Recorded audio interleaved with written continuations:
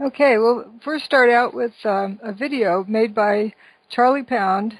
He's a fellow in the UK who bought my book, read it, and was so inspired he wrote a song about it. And I was impressed with the various phrases in it that he's picked up on. So we'll start with that.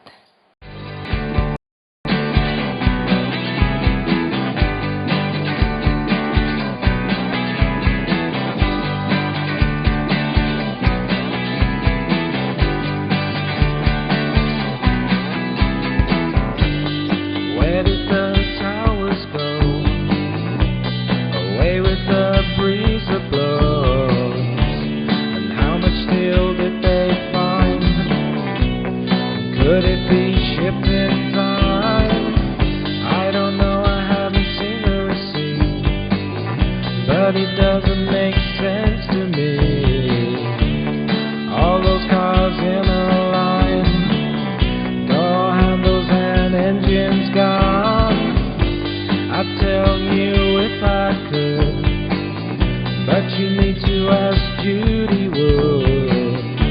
Before you accuse someone, you better make damn sure you know what was done. Wake up,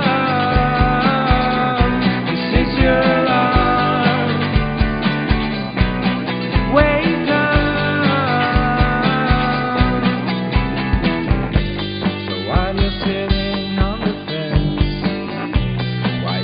check the evidence. I'll tell you something that you'll learn. World Trade Center paper doesn't burn.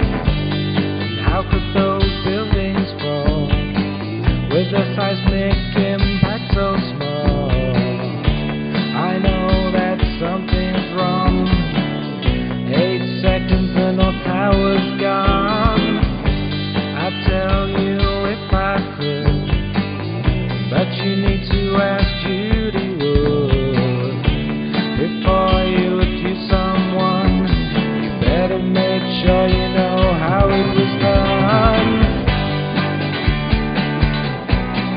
Wake up, this is your alarm. Wake up, you know where it was 2001. Here we are and we're still arguing.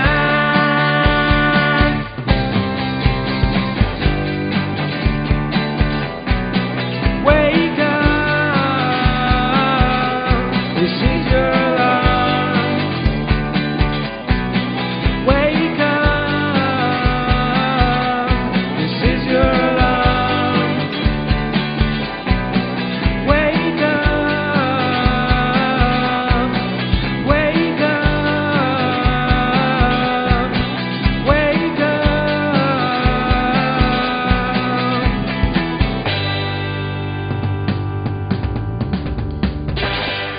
The towers didn't burn up, nor did they slam to the ground. They turned into dust in midair, midair, midair, midair, midair, midair, midair,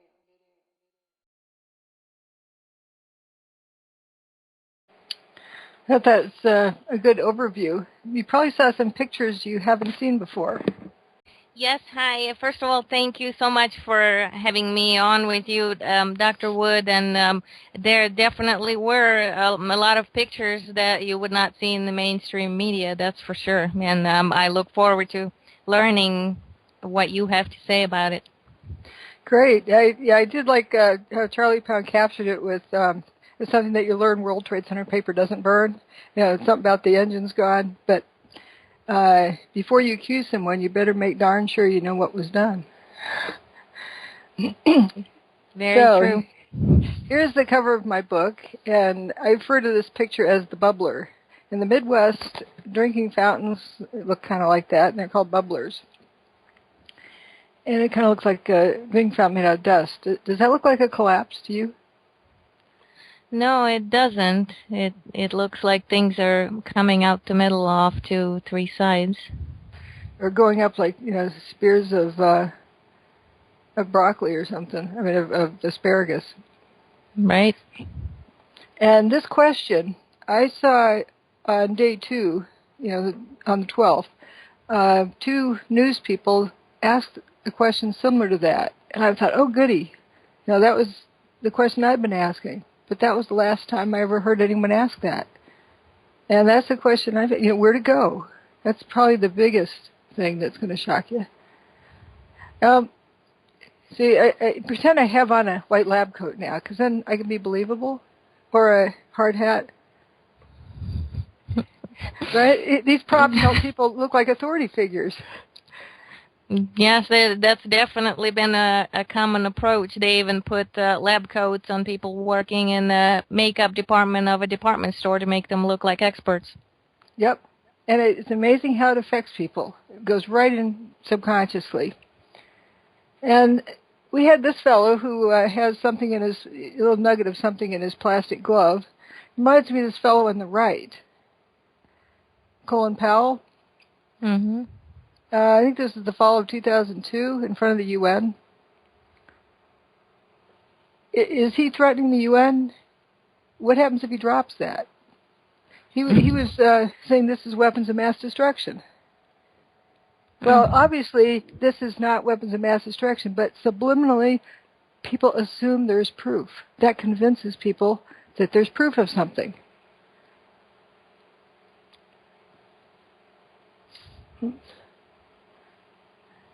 So we need to go with the evidence.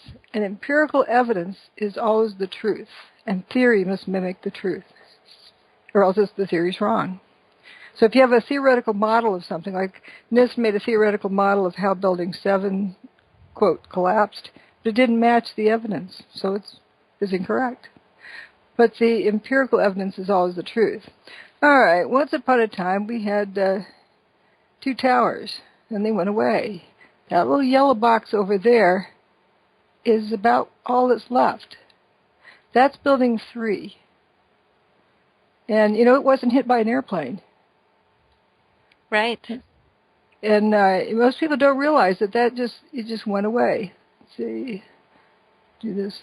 So there I can play with my new toy. No, that color didn't work. Let's see. I see I did it wrong. Here's where I go. Ink color, orange. Okay, have it that we shows have in. been playing with that, haven't we? Highlighter, that's what I need. All right. So there we go. There you go. Get it warmed up and going. And this is just the outer walls of the lower few stories of Tower 2, the one that's over here.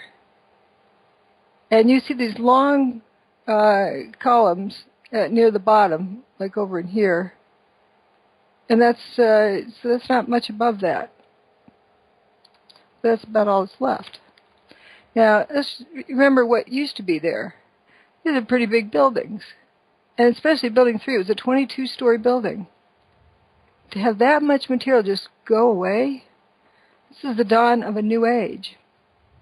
What we see the evidence of is that somebody has the ability to direct energy in such a way as to disrupt the molecular bonds of matter.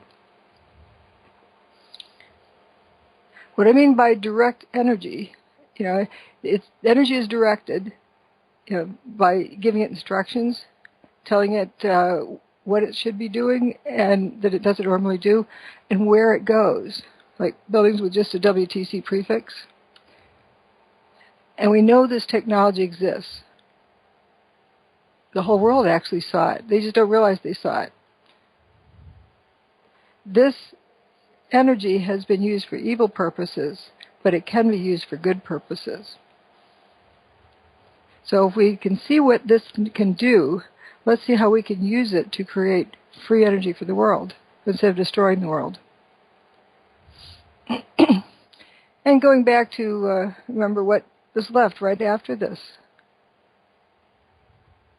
And these people are just, standing around here, just taking it in. There's a bunch of dust left, but that's about it. Well, it turns out the towers did not burn up, nor did they slam to the ground. They turned into dust in midair. You see it kind of squirting up and out.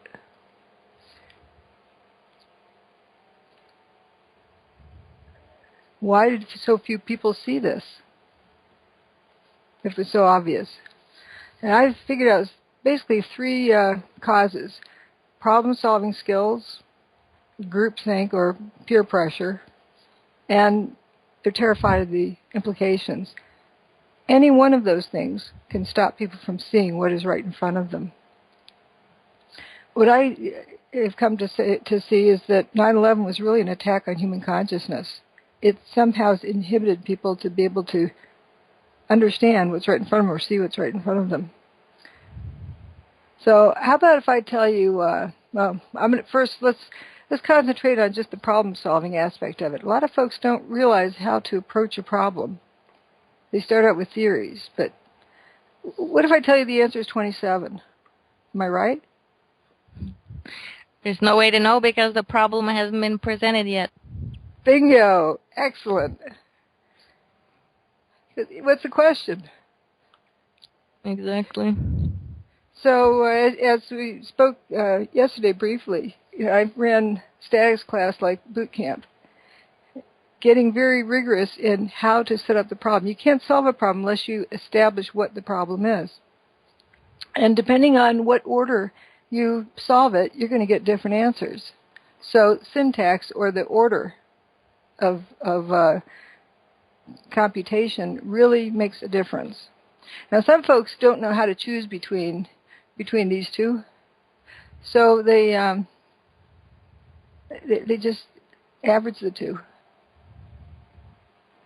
or throw in more. The answer can't be everything. You gotta pick which answer you're gonna go for. I don't know why this wasn't. Maybe it doesn't go on black. Often folks will start out with a theory, like the answer is 27. And from there, they go eeny, meeny, miny, mo. It's fire or thermite or dynamite or nukes or mini nukes or slingshots or rubber bands or something. And they decide what the answer is, and then they go cherry picking for data to support their answer. But that's biased data collecting because they might not see what happened. Because what happens if it's something else? Something they hadn't thought of, something they weren't aware of. It's like taking a multiple choice test where the correct answer is missing. You're fixing to mess up. So what they're essentially doing is starting up the theory of what happened. They're imagining what happened. And so they're solving an imaginary problem. And you can never, ever solve it that way. So what I've come to see with cover-ups, the beauty of how to run a cover-up, just so simple. Get folks to jump in as to how it happened, who did it, why they did it, and they assume what the problem was. A good example of that is a card trick. The magician splits the card deck and turns the other way and tells somebody in the front row to pick a card. And be careful how they're going to insert it. They show it to the rest of the room, then be careful how you insert it back into that deck. And he's going to be able to pick it out. So he's sneaking in the deck. And then he flips open spools to the deck and pulls out the ace of spades. There you go. Wow. How do you know which card you put in the deck? Where do you put it in the deck? No, he already knew what the card was before the person saw it. But he gets them to focus on where they're inserting it in the deck, rather than he's already determined the trick's already occurred. So they're assuming the wrong problem. And that's how magic tricks work, too. You get people to imagine the wrong problem. And that's a big problem, too, where a lot of people will listen to any kind of a gibberish, like, you can mathematically prove that Winston Churchill is a carrot, but as long as it sounds good, they'll say, oh, okay, sounds good to me, just because they don't want to sound stupid compared to whoever's selling them the lie. Because the person who's selling the line has a white lab coat on, so they must be right. Exactly. You'd look like an idiot if you questioned them. Right. But that's what they think. But what is important to do is start out with the data collection. Look at the data, and it'll tell you what happened. And after you know what happened, you probably know how it happened. But it has to be in that order. And a well-publicized case that I like to cite is this Casey Anthony event. I wasn't aware of it while it was going on, but after the decision came out, somebody I ran into in a convenience store was all depressed. They came up with the wrong decision. Well, were you there? And a juror the next day, it was just beautiful. She said, well, if you don't know what the crime was, how can you charge somebody with it? How can you convict someone of it? They didn't know how the child died.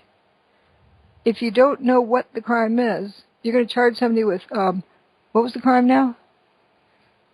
They could have charged her with something to do with negligence, but I think they tried for some degree of murder.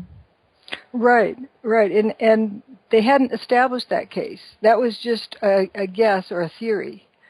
But you have to be able to prove it. And they can, guess and, yeah, you have this, that, and the other that make it look like she's not the best mother in the world, but that doesn't prove what happened. And so it's important to prove first what happened or establish what happened. I'm not saying she's innocent. I'm just saying that it's, you got to start with the evidence. So let's look at the evidence of what happened. If you notice this steel here, one thing a term I often use, and it actually came from a photographer, that he called these wheat checks. They look like kind of like that breakfast cereal, the outer prefab units. The towers were built on the outside of 3 columns wide and 3 stories tall. And it kind of looked like wheat checks. In the UK, they call them shreddies. But as they're falling, these are steel columns. There's a lot of dust coming off of them.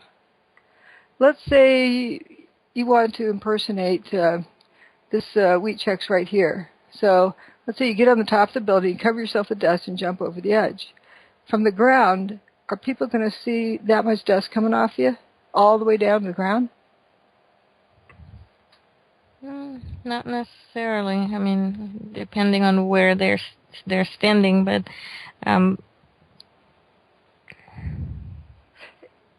this dust, it turns out, blocked out 100% of the sunlight for a few minutes.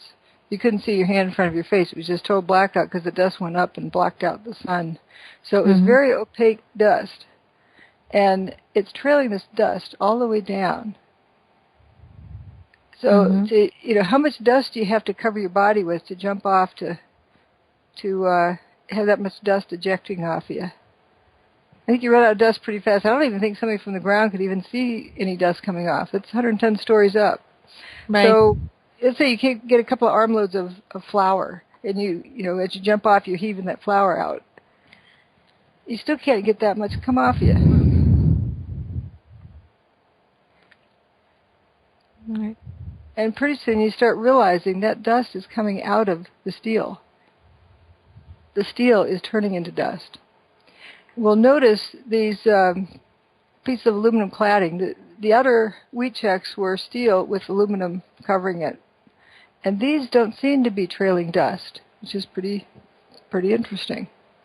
We're just looking at the evidence. Now, if we were assuming it was A, B, C, or D, thermite, bombs, fire, nukes, whatever, that wouldn't account for that. And the biased data collection would cause us to bypass something else. So we first have to begin with what happened before we can determine how it happened, which is before we can determine who did it or why they did it. And as in statics class, you establish what the problem statement is, what you're given in the problem, how you're going to go about solving it, what you're looking for. And as you solve it, you annotate at each step as to what you're doing and why. I have a question for Julia. Sorry, I just wanted to ask her because she took statics class, and I think a lot of people don't realize that. And I didn't introduce that as part of who you are and your background. But you did take statics class, didn't you? Yes, I did as part of my training as an engineer. Right. A lot of people don't realize you're an engineer, but I just thought I'd establish that because that was my oversight at the beginning of the show. Yes. Well, it's all right. It's the folks listening wouldn't have realized the significance of it, and what the significance of that course is to establish how to solve a problem, which is you got to determine what the problem is you're going to solve. first of all. And so you have to figure out what happened. So that's what we're going to concentrate on, what happened. And if you jump to anything else before you've solved this, you're fixing to mess up.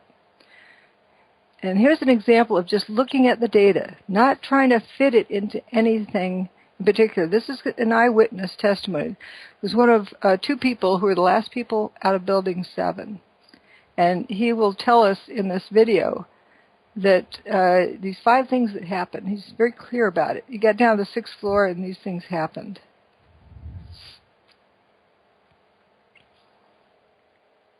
Whoops. Okay. Exactly to 6. All of a sudden, at the same instant, 5 different things happened. The first was the lights went out. The emergency lights went out. So we were in total darkness. Second, the stairwell filled up with a tremendous amount of smoke and dirt and soot, much more than it had been before. Previously, you could breathe for about 3 flights down, but at that point you couldn't breathe at all. So the second thing was the soot.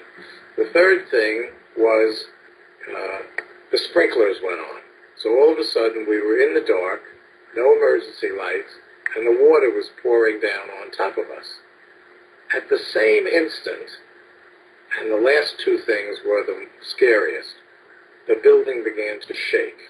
And it was as if you were in an earthquake. I've never really been in an earthquake, but it's what it felt like. The whole building was shaking. And then the last thing was the stairway ran into a wall. All of a sudden, as you were going down on the 6th floor, you hit a wall. So there I am, and I'm saying, what the heck is happening? And I said to Barry, while it was shaking, we just stood there. And after, I don't know, it was 5 seconds or 10 seconds, but the building stopped shaking. And in my mind, I assumed there had been an explosion in the basement. I don't know why that hit me that way. But we couldn't go anywhere. The wall was blocking it. It was pitch dark. I was nervous, but once the building stopped shaking, then I calmed down. I figured, yes, there was an explosion in the basement, maybe, but it stopped. And what have you heard at that stage by this time? Have you heard any sounds like explosions or big sounds? Nothing. You heard 2 things. You heard tremendous wind, and you heard a tremendous number of sirens. And I look out the window, and number 1, this ash is flying around, and papers, computer papers are flying around. And again, I was looking north and west, and the World Trade Center towers were south, so I couldn't see in that direction. And in my mind, they were just still on fire. My position, and I'm quite firm on it, there were no explosions. Did I feel the building shake?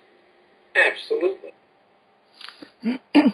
Now, someone who's just looking for, data mining on the term explosion would say, oh, see, evidence of explosions, it was bombs in the building, done, answer solved.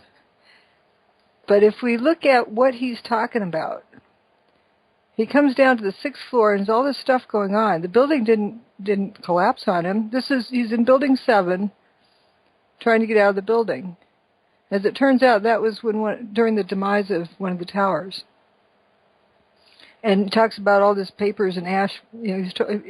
Doesn't mean he's analyzed it to be ash of some sort, but it's his interpretation. He says smoke, dirt, and soot. He later calls it ash. So whatever the powdered debris was. But I don't know if he got disoriented about running into a wall, but yeah, he was kind of trapped down there. But the building did not go down. The towers did not slam to the ground. If they'd slammed to the ground, there's 3 main things that I look at. You'd have over 1 million tons of debris piled up there, because each building was a 500,000 tons, each of the towers, the twin towers. And there's another 250 or so tons of debris for Building 7. Plus, something that a lot of people don't realize, all 7 buildings were destroyed that day. And if they'd slammed to the ground, Manhattan would have been flooded, because the towers are built in the Hudson River. with a dike around them. The dike wasn't destroyed. And if they slammed to the ground, the seismic readings would have showed it. But it didn't. That didn't happen. Pretty surprising. So we're going to go through these things as those three main issues. Then there's a whole lot of other add-ons, depending on how far we get, that are just kind of interesting as well. Oops. So, looking at the lack of debris. You have this, 2 500,000-ton buildings slammed to the ground and another 250,000-ton building slammed to the ground. Where's the beef? You remember that commercial? One of these commercials, where's the beef? Exactly. So there's Tower 1 to get a lay of the land. There's Tower 2. And Building 3 down there, the 22-story building, which is one of the tallest buildings in most towns. Let's say it's, late summer day, you're going to go to work in Bankers Trust. And you're going to go up to about the 20th floor and look out the window. What's it going to look like? That's a 40-story building, so you're about halfway up. You're looking out of your air-conditioned office. See anything missing, like a building across the street? Yes, a building and everything that was in it. Just gone. I find that incredible. Like you have this double-pane glass here and nice clean windowsill. The glass is still intact. Kind of interesting. Let's zoom back out again. So we're looking out this direction. Now we're going to look out the other direction at Building 4 over there. Let's see what that looks like.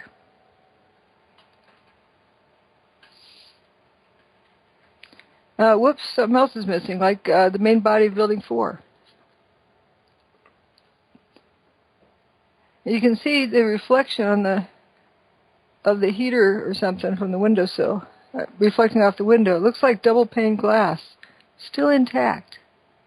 The dust didn't come in here. This is shortly after 9/11. It's before the 23rd because we don't see the red aprons on this building over here. They later had red aprons draping down from there.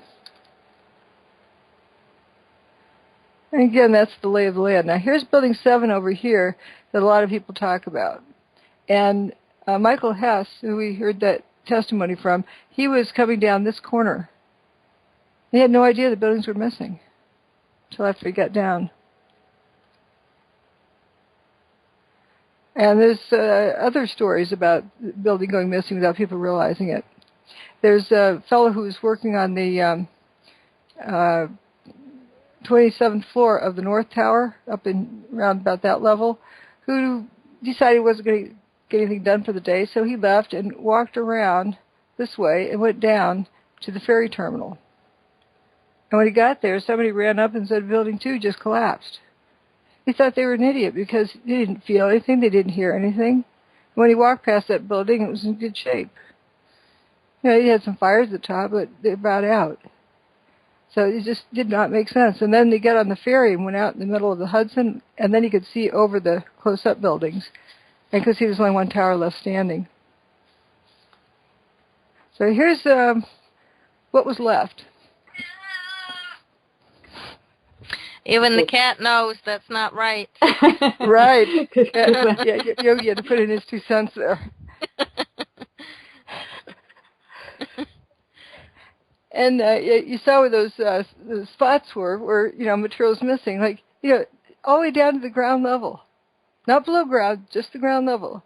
And that was an 8-story building, and you could, from a picture inside of it, you can count 1, 2, 3, 4, 5, 6, 7, 8. Yep, all the floors above ground level are the ones that were gone. And that little area, it looks like a cylindrical, like a post hole digger, cut it out, and you get cylindrical holes here. Some in Liberty Street. Is pretty amazing. There's a lot of building. And this Building 3, it really gets ignored a lot. And almost all of it except that little corner.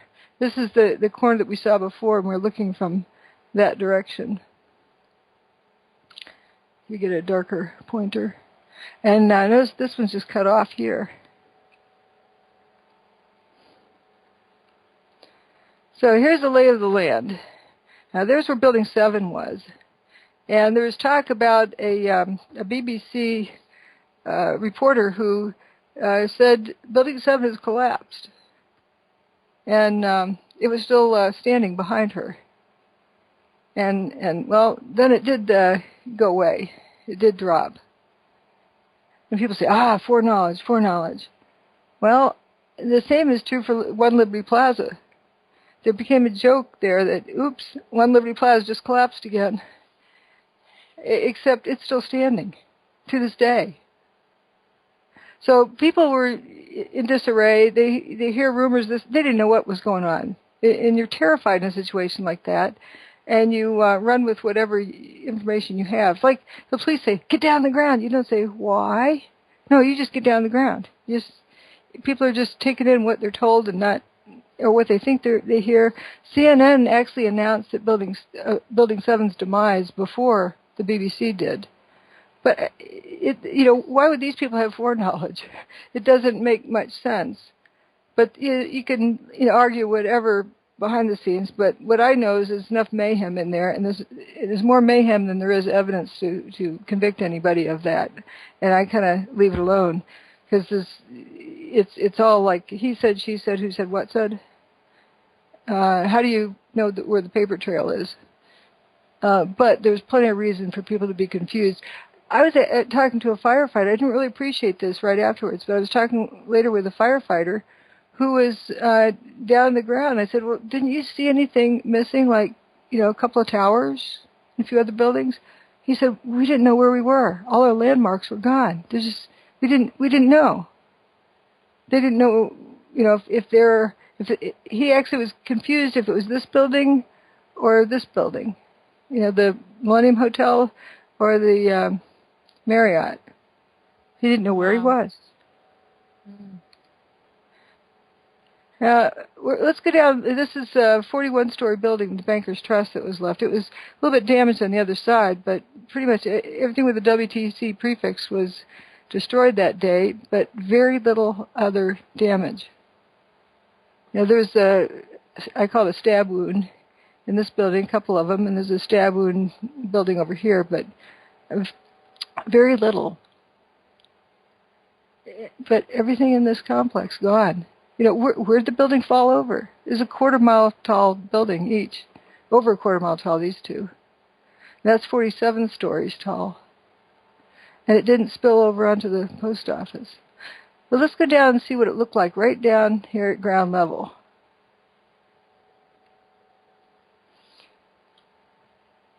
And I'm going to look and see what it looked like right from there.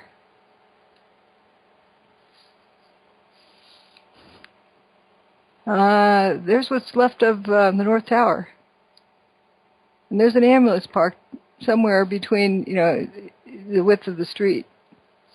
It looked like it was backed up, loading up people from Tower 1. Where's the steel to the building? It was 110 stories tall. This building is 8 stories tall. And this doesn't really look like it reaches much above 8 stories. So just the outer columns by themselves were the other 102 stories. There's a little bit of stairway B that's left. And it turns out there's 14 people who survived right in there and walked out. There's some wheat checks here that stabbed into the street, but this is the aluminum cladding that covered the steel columns.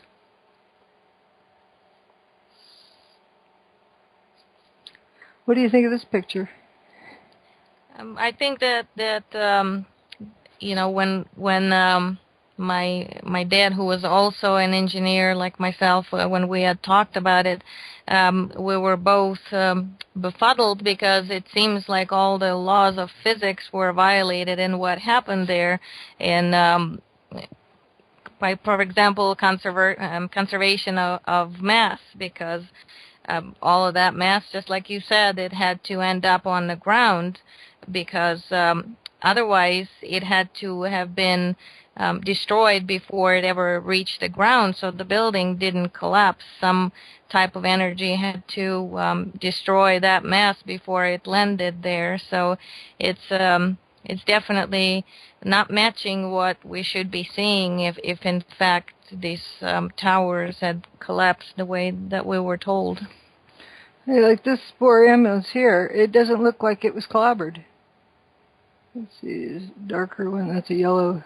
Well, I think you have to pick. Maybe you have to pick a color for each slide. But yeah, that ambulance there. Maybe the door is not quite right, but very little other damage. Yes, it looks in pretty well intact, other than the door. And here's Peter Jennings talking to George Stephanopoulos on the scene. Is down in Lower Manhattan today, George. I don't know if you heard a little earlier me raise this question, which was actually raised by ABC's Jackie Judd, as we look at these areas down below, and the video where the towers used to stand and where is all the rubble gone. And have you been able to is there any way you can answer that question? I'm sorry, Peter, I didn't get the question. Okay, I apologize. Jackie Judd and several other people keep asking us, when you look at where the towers used to stand, there is surprisingly so little rubble. Where did all the rubble go? It's a very good question, Peter, and I have asked some people who've been doing some of the rescue and recovery work this morning. If you look behind me, you can see the very remains, the skeletal remains of the World Trade Center. And one volunteer, Robert Gerlinski, explained to me the reason there's so little rubble is that all of it simply fell down into the ground and was pulverized, evaporated. You have to feel sorry for this guy. He's supposed to be telling the world what happened, and that's the best he can do. Right, to say that it's just evaporated, but the steel and concrete is not known to evaporate. He's not a materials engineer, so he's doing the best he can. Somebody told him that, and that's the best answer, and he ran with it. And it turns out a lot of people tend to do that. They keep asking questions until they're given answers. Then they run with them. They don't stop and say, does that make sense? But what would make sense in his world's experience? Very little. And I actually saw that clip live, and I thought, oh, good, somebody else is wondering the same question I've been asking. Where'd the building go? But that was the last that was asked. And here's an elevation map of what's left. The towers are taller, but 14 people survived right there. Another 14 people. That was the base of Tower 3, with our opening slides. And they walked down. Part of it was went away during the demise of Tower 2, then the rest during Tower 1. And there's a guy that survived Tower 2 going away, and he was up here. He walked down the stairs and just barely got down to like the first floor when the rest of the building went away. And then there's Building 4, just went missing in the middle of Building 6. And, of course, Building 7 over there. And we're going to listen to I heard this very, very loud noise above me. Hang on, I'll say a little bit more. He was right in here with those 14 folks. He's amongst those 14 folks, and there's 2 others that survived above them, even though the building didn't. And he's going to talk about his story, but pay close attention to what he says. See if you can understand his description of being lifted up, or his helmet being lifted up. Like levitation, perhaps? I don't know. I heard this very, very loud noise above me. It was just a tremendous roar, and it was above, and it sounded like it was coming towards you, and then the wind, a very, very fierce wind, and my helmet started lifting me up off the ground, and so that's when I crouched down. The next thing I just crouched down. I got to the corner of the staircase by the railing, and I just got as small as I could possibly get. Because I'm not a big guy to begin with, so fortunately I'm not. So I got, and I literally, I guess the best way to describe it, I tried to crawl into my fire helmet. That's what I wanted to do, just to protect myself. And I wasn't sure what was going on. I thought the building might be coming down, and I figured, okay, this could be it, and I was a little angry. I got, so like, damn it, like, why me? What, you know, it's beautiful. I'm going to die in the World Trade Center on a beautiful summer morning. It's like a little denial and disbelief sets in, and so then I started getting hit with stuff. You know, it was just debris was hitting me, and it went dark. And then the next thing was just total silence. Nothing. No wind, no noise, no light, nothing. And then I started hearing noises. I started hearing like moaning. Guys were starting to communicate, yell out. These were the guys that I was trapped with. They're calling out, who's there? You guys all right? Blah, blah, blah, this kind of thing. And I realized there was other people. I wasn't alone, you know. Because when you're alone in a situation like that, it's like existential isolation. It's like, and then when you find out you're with other people, it makes you feel a lot better. Even though you know you're in a very bad situation, at least there's other people.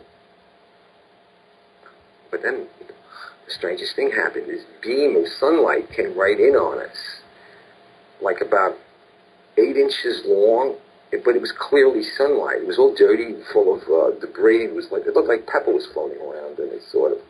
But it was sunlight, and I'm like amazed now. It's a 110-story building above us, and I'm looking up at the sun. But when you came out, you had no idea where you were. There was no way to tell north, south, east, west. It was just the whole atmosphere was full of debris and papers and smoke, and there was no landmarks. There was no way to make a reference point. There was no, you couldn't see the sun anymore. The sun had gone away because the sunlight that had come in now was gone, and so there was no way to tell which way you were going. Isn't that amazing? Completely amazing, yes, and that ray of light is very interesting. They're right down the middle of this. They didn't lose a single member of their group. Their fire company, or whatever you call it. It was engine 6 or ladder 6, I forget which. And over here is where Michael Hess was, right when this picture was taken. He was, you know, when all the lights went out and the fire, and the water sprinklers started coming on, and they saw papers flying. So here's an image of, you know, what was there, and there's where they were, down that little pimple down there. And the base of those two buildings, a lot of people survived. And Jay Jonas was one of them in that group, and said, I looked and said, guys, there used to be 106 floors above us, now I'm seeing sunshine. And he later said, there's nothing above us. That big building doesn't exist. These are the biggest office buildings in the world, and I didn't see one desk, one chair, one phone, nothing. Another one described walking out onto what looked like an empty football field. And they all walked out on their own.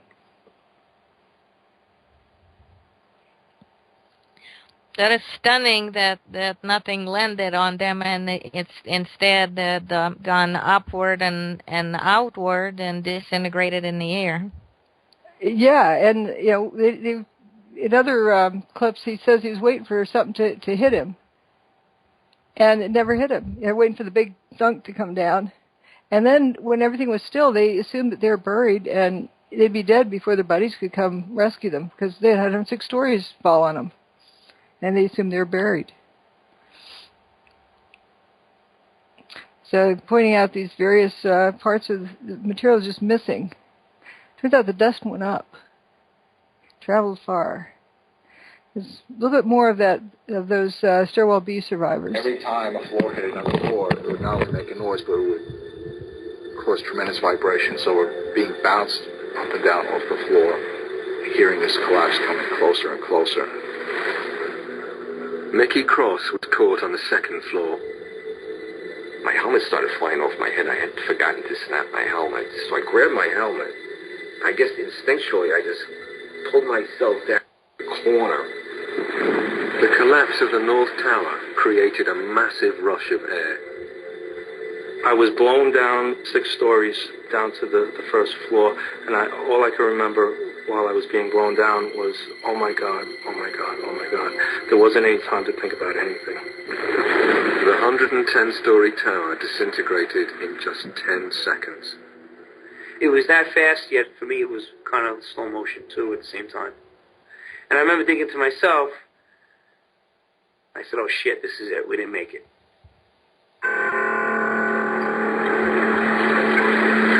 Faced with what seemed like certain death, the trapped firemen thought their last thoughts and prepared to die. In those 10 seconds, I was like, well, I'm 33. What have I done with my life? Worked almost all the time. My wife is going to, be a widow now. And I pretty much saw myself. Pretty much saw my funeral. I saw everybody at the wake at my funeral. And my parents and family there. You think about everything, I guess, that you haven't done in your life. And you realize that, is this it? Are you going to make it out of here? And I was just too young, and I have too much more to do with my life than for this to be it. I thought I was going to be dead in a few seconds. And I remember feeling, I hope this is fast. Because I had a fear of being trapped, like say with a broken back or severely injured, and still being conscious and alive. It was strange, but I was at peace when the collapse actually started. So whatever's going to happen now is going to happen. And I hope it doesn't hurt too much, but the fear was gone. The collapse of the North Tower killed over 1,300 people trapped inside the building. But some of the concrete walls encasing Stairway B had remained intact, and enclosed within them, 14 people were still alive. As they opened their eyes, it seemed as if a miracle had happened. I could hear Mike. I could hear him groaning. I could hear him called out to me. I called out to him. So I knew he was alive. From the neck up I seemed okay, but everything else was just like pins and needles. I was slapping my leg with I'm watching my arm hit my leg, but I can't feel it. I had my flashlight on my side, and I looked at my hands and looked at myself to see if I was bleeding or anything anywhere. When he heard noises around him, Captain J. Jonas realized he too had somehow survived the disaster. I wanted to know who was still alive, and I started calling them out by name. And they were all there.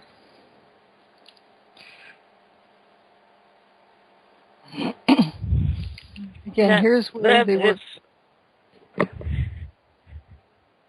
Go ahead. Go ahead. I think we broke off for a minute. It dawned on me watching the footage that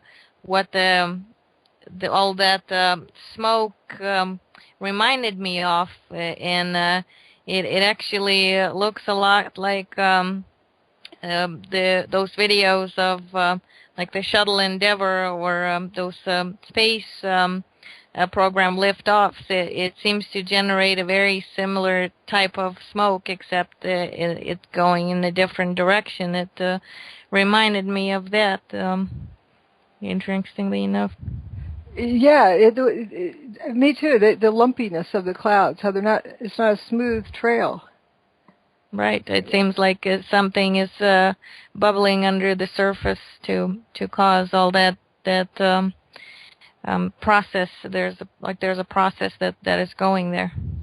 Right. I was looking at volcanoes, nuke bombs, and the WTC. Like, what's in common here? And you see, it almost looks like somebody's colon. The serrated kind of lumpiness to the trailing dust. And then later, I learned that the Earth's gravitational field and magnetic field are not smooth and uniform. They're lumpy, and I wonder if they're interacting with that. Like even smoke from a fire, you'll see that kind of lumpiness with it. Some kind of energy exchange might also do that too. That's an interesting observation you made. Cool. So here's what's left of building. Oh, go ahead.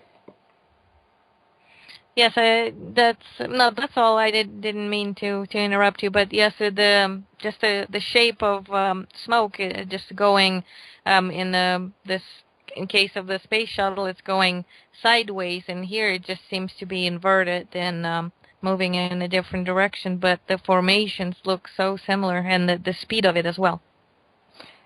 And if you try to impersonate one of these beams and cover yourself with dust and jump off, it's going to be more of a smooth trail of dust, I think. Yes, so it would be more like a comet looking. It would not have that much energy and movement, and yes, and lumpy structure to it. I like your style of noticing these things. So here's what's left of Building 4. We looked out through, here's the Banker's Trust, where we looked out from about the 20th floor down this way. And if you had nice binoculars, you could probably see what was on somebody's desk inside of the north wing that was left. The part of the north wing wasn't even the whole north wing. And what we're going to do is go down one story, right below ground level, right in there. And here's again that image. So there's this mall that's right under the ground level. And we know where it is. And we'll see some firefighters or some rescue workers walking along towards there. And keep in mind that this area under here is right under where there's no building above ground. There they are. Down here, this is where it punched through from above. But you can see it says Innovation Luggage and Hallmark Cards. So that tells you where it is. And the hallway is still kind of intact. You got, drop ceiling with the lights dropping out of it. But the stuff is still in the stores, just covered with dust.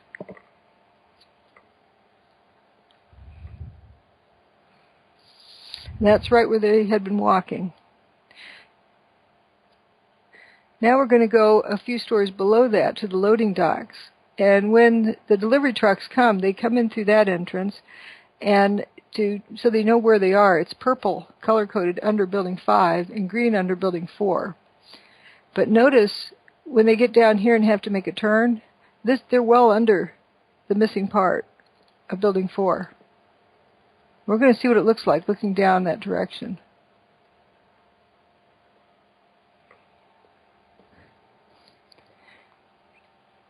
And looking way down there, see, that's where you have to turn to go out, right? That's that wall under where Building 4 is missing above. Going down to the parking garage. We're in quite deep. These are the first pictures of search crews underneath the World Trade Center, desperately looking for survivors. Now, this may not have been the exact same place, but what I hear from that echo is it wasn't even a full parking garage. Dr. Wood, for some reason the video didn't play on my screen, although I could hear it from your end. It wasn't a video, just the audio. The audio clip, okay. So you didn't miss out. All right. And here's right above that place they're walking, below. This is between buildings 4 and 5.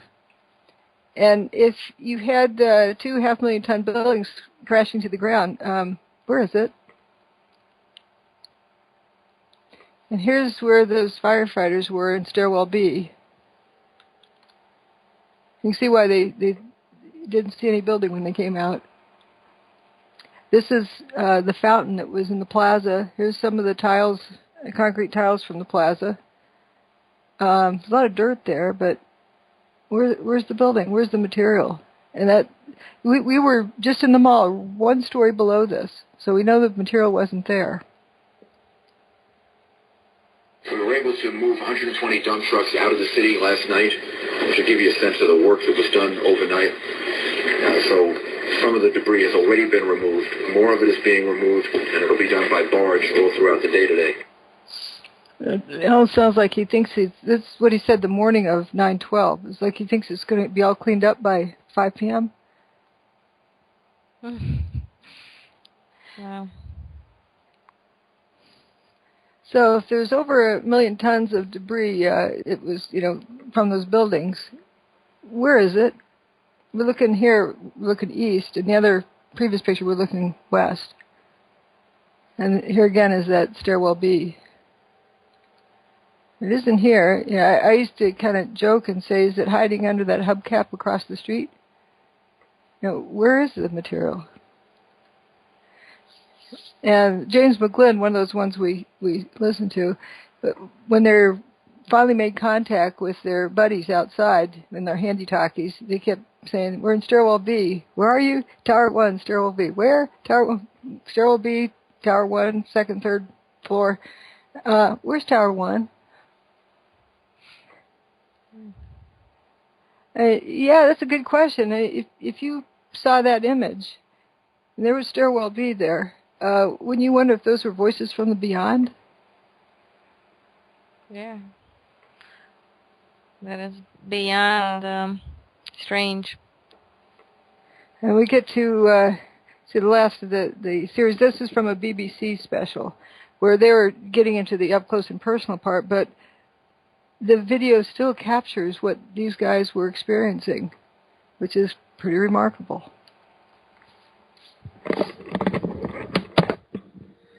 Hundreds more firemen were now arriving at the disaster area, but Captain J. Jonas's Mayday messages were still not getting through. Trapped down in the remains of Stairway B, there was nothing else Jay could do. We realize we can't get ourselves out. And that's a big mental leap for a fireman to take. Because we're so used to being the people who are going in to rescue someone. Now, the roles are reversed, and you realize you're helpless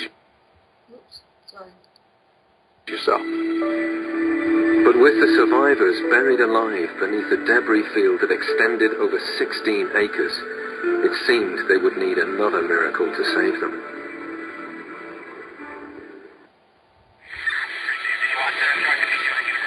It was midday on 9/11, and in the chaos and confusion, Captain J. Jonas's Mayday messages were still not being received. The fireman had no idea there was a pocket of survivors nearby. Then Jay again tries to make radio contact. Unexpectedly, this time his call is picked up. One of the officers coordinating rescue operations is Chief Nick Visconti. He responds to J. Jonas's Mayday call. Operations to Ladder 6. All units standby. Operations to Ladder 6. I got a radio transmission from Nick Visconti. I heard Operations Post to Ladder 6. Operations Post to Ladder 6. This is Jay, where are you? Okay, 10-4. North Tower, stairwell B is in boy on the second floor. But the location Jay gave was unbelievable to them. The North Tower no longer existed. They asked for his location again. He asked me that a couple times, and one time he asked me that. Somebody else got on the radio and said, "Where's the North Tower?" I remember somebody saying it. "Where's the North Tower?" on the radio. And I said, "Oh, shit." I says, it's not good. He captures the feeling quite well. Hope the volume's been okay. Or seems to be perfect for me, so it should be good for everyone. All right, here's where stairwell B was, down here. And again, this is an 8-story building over here, and what's left of Tower 1 is much less than 8 stories. And this building across the street was 44 stories tall. But notice that that dome doesn't look clobbered. Mm-hmm. There's a lot of building up above it. Why didn't it slam down on this? Right. Because it was dust. And yeah. again, this empty hole in here. And Building 7, there it was over there. But one thing that's really interesting is that bare sidewalk. Like, Building 7 didn't even completely spill across the street. It was a 47-story building. That's much taller than the world's record for size of controlled demolitions. And they can't keep stuff within that range. Post office didn't appear to even get a scratch on it. And think about it, if you're mashing a building down, stuff inside, like the Coke bottle on the windowsill, is a projectile. doesn't that building look like it's, when you think it'd be machine gun fired?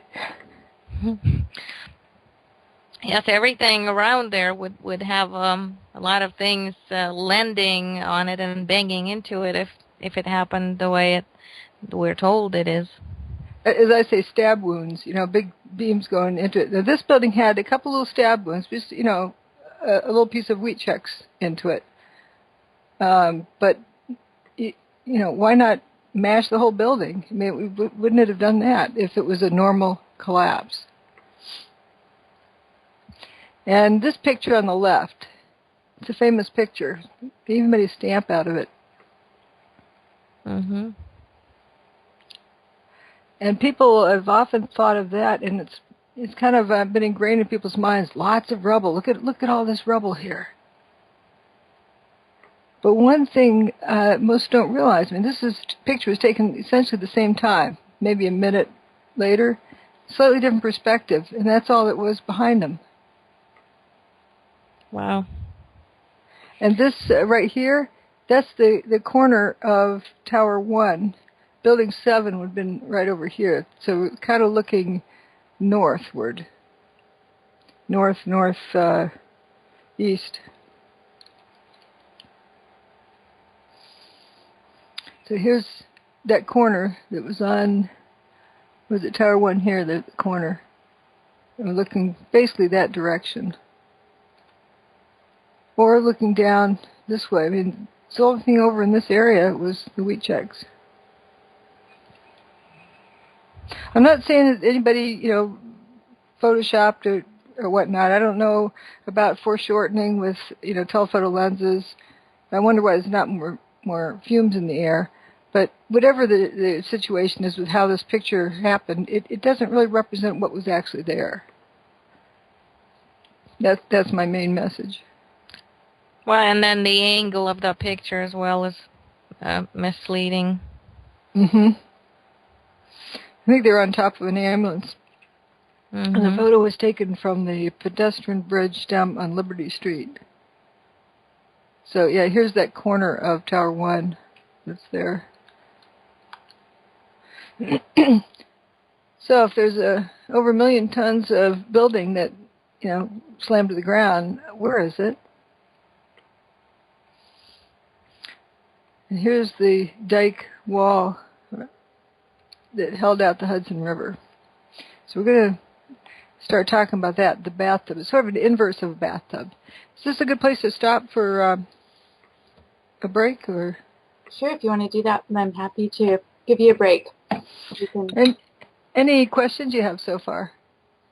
We're good. I do have a lot of questions. I am very, very curious to hear what your conclusions are. But yeah, I'm soaking it in. It's definitely not anything that adds up with the laws of physics or even common sense.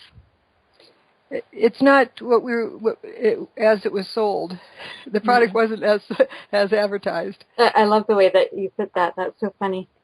It's not even that it's not all the other expressions that we've heard about the day, but not as advertised. It's good. Do you have any questions that you'd like to ask at this point that are relevant to what we've just talked about or that come to mind? Let's just keep going, and I'll probably come up with some questions right now. Right now it's just a lot of questions about the events in general that are coming to mind. But have you seen anything that's new to you? Definitely, a lot of these, some of the interviews and most of the visuals were definitely new to me. I haven't seen a lot of those before. Okay, well, what we'll do is we'll take a little break and we'll let people take a look at the trailer for your film. Do you want to tell people about your film, just a little recap on, in case they I'm sure there are lots of people that haven't seen it, but there may be some that have, so they may not know your story. So why don't you just tell people a little bit about yourself, Julia? I'm a former law enforcement officer with the Department of Homeland Security.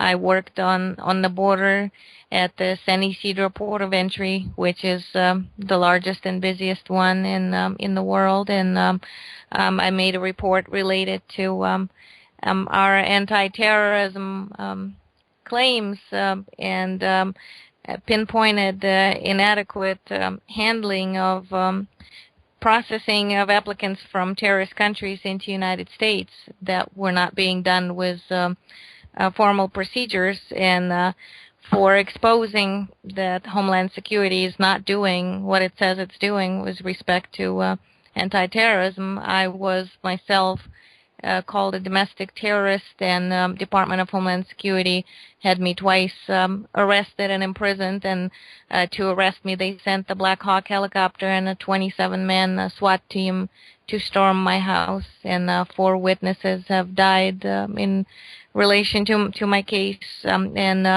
those are some of the issues that are shown in the documentary called Top Priority, The Terror Within.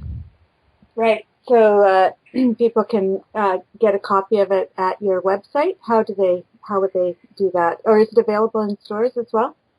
It's not yet available in stores, but right now it is available online at topprioritymovie.com. Okay, well, we're going to just take a look at one of the trailers that we have. I've got a couple of different versions, but this is the trailer for Top Priority, The Terror Within, with Julia Davis. Okay, so that's what's running right now, and you can have a breather. How long do you... Are we offline? We're off air, yeah. Yeah. But one thing I'd like to just comment on, and I'm in great admiration, that you've been able to just sit and absorb the data. That's very unusual. Thank you. Yeah, that's my style. I like to just soak things in and let them germinate and process them, and then try to come up with possible solutions. So that's why I'm not talking over you. I'm just really trying to soak everything in. Rather than, what about this? What about that? What about that? That's what we usually get, is somebody's already, want to jump to the conclusion, want to jump to the answer, and they already know what the answer is, and so you have to disprove their answer. It takes them a while to settle into looking at the evidence, but you did it right from the get-go. That's very admirable. Thank you. I hate it when people have preconceived notions, so I don't want to expose you to that. And beyond that, I don't have any preconceived notions myself. I just know that what happened is inconsistent with what they're trying to sell to us. So that's the only thing I know for sure, and the rest of it, I'm very much interested in finding out what really happened. I love it. I love the fact that it's so contemplative. I guess that's the word that I'm thinking of, is that I can really sense that you're taking it in and absorbing it. I think you've been schooled in quite a different way than we in North America. That's for sure. Yeah, it's just this constant needing to fill in the space and fill in the gaps, which is why I love this. Sorry. I was just going to say, and rush on to the next question. It's how fast you can take the test. And let's see, it was first strength of materials test. No, it was actually the final exam. I started them off easy. So see if they know what the definition is of average stress. And I had a bunch of multiple choice because I had to turn the grades like the next day. And it said, okay, you have a rope with a 1-inch cross section and a 10-pound weight hanging on it. What is the average normal stress in that rope? And there's like 5 answers to pick from. I started them off easy. And would you believe a bunch of them would cross out the biggest number, cross out the smallest number, and flip a coin for something in between? It's just, load, divide by area. Your cat is appalled by that as well. Yeah. But it's this generation that's grown up on multiple choice testing. That's one thing we did not have for sure. There was no multiple test. There was nothing written. If it was a blank page, all you got was a question. The rest is up to you. That's what it was, all throughout the semester. But I first devised this when I had to turn the grades right, like 2 days later, and I had a whole bunch of exams. I had 3 different classes at the same time. So I did the work up front. I still had work them out problems, but there's these just real simple ones, but they just about failed on those because they were busy trying to guess at the answer. And you can imagine any kind of test I do does not go by the normal format of standardized tests. Well, that's good. I'm sure it's hell for them while they're going through it, but I'm sure. Yeah, if somebody, and also I had a whole bunch of different keys. There's different numbers in the problem, so that they have a different answer that was the correct problem. So if one guy's answer is 50, the next one's answer was, was 20. But so if they copy off the neighbor's paper, I don't care. It takes care of itself. Right. Do you guys need to do anything like go to the bathroom or anything? Because I've got a little thing. I will, and I'll do my best to make it really quick. Okay, well, we've got about 6 minutes or 7 minutes here, so I'll just so that you can have a little break. All right. So go ahead and do what you need to do. Thank you so much. Critters. Mm-hmm. All right. You do critters, yeah, whatever you need to do. They're giving him the crack or whatever you call it. The crack, the kitty crack. That's what I've always called temptations, because I'm always amazed what my cat will do to get that stuff. If she hears the bag, she just goes completely berserk. But she's just sitting here looking at me. It's so funny. She's just like falling asleep. She knows we're talking about it. Yeah. She can't hear anything because I've got my headphones on, but she's just sitting looking at me. It's kind of creepy, actually. But I decided I would put up this video of Stephen's work, his art show, because people haven't seen his art, so I'm advertising it. Neat. Mm-hmm. Yeah, it's actually a really nice little video that someone created just before his last art show, so I'm just playing that. Do you need to go? Do you need to? I'm fine. Okay. Well, just let me know. One thing I'm finding is that it's hard to type without it showing up on the screen, because I've got it full screen, and so I can still do it, but that's the only glitch I've seen so far, and it's not really a huge glitch. It's just I'm trying to avoid doing that. For me, what I messed up with was that I've got on one screen the slide sorter thing so I can see what's coming up next, and it gets behind, so I need to scroll down. So I was going to do that while the video's playing, and it stopped the video. Oh well, it's really smooth. I mean, I'm really enjoying it because it's such a quiet. Maybe it's just me, but I love the quiet and the stressless. It's stressless, yeah. Like I'm in the background here making sure things happen, so there's a bit of stress, but it's not, like, I love the fact that there's just the two of you in this room, and it's quiet, and you're just able to talk to each other. It's really nice. If you can, maybe you can log on to Pete's chat room and see what they're doing. I think he was going to have it streaming. Yeah, it's streaming on his page. But I mean, see what they're saying in the chat room. I'll do that, yeah, once we get going again and I've got you up and running, I'll do that. So okay. I just need to make sure I transition back and yep. Get everything going again, and then I'll go and check it out. I am very impressed with her. Yes, yeah. She's probably listening to us.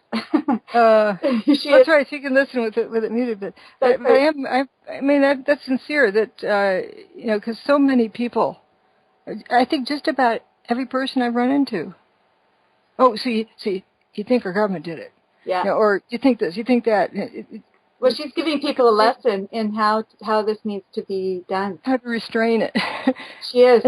It's because you're really in the instructor's chair. She's respectfully listening and asking questions, and I think that's something that's all part of the exercise. I think people hearing that, it's probably making people very nervous. Like, what's going on?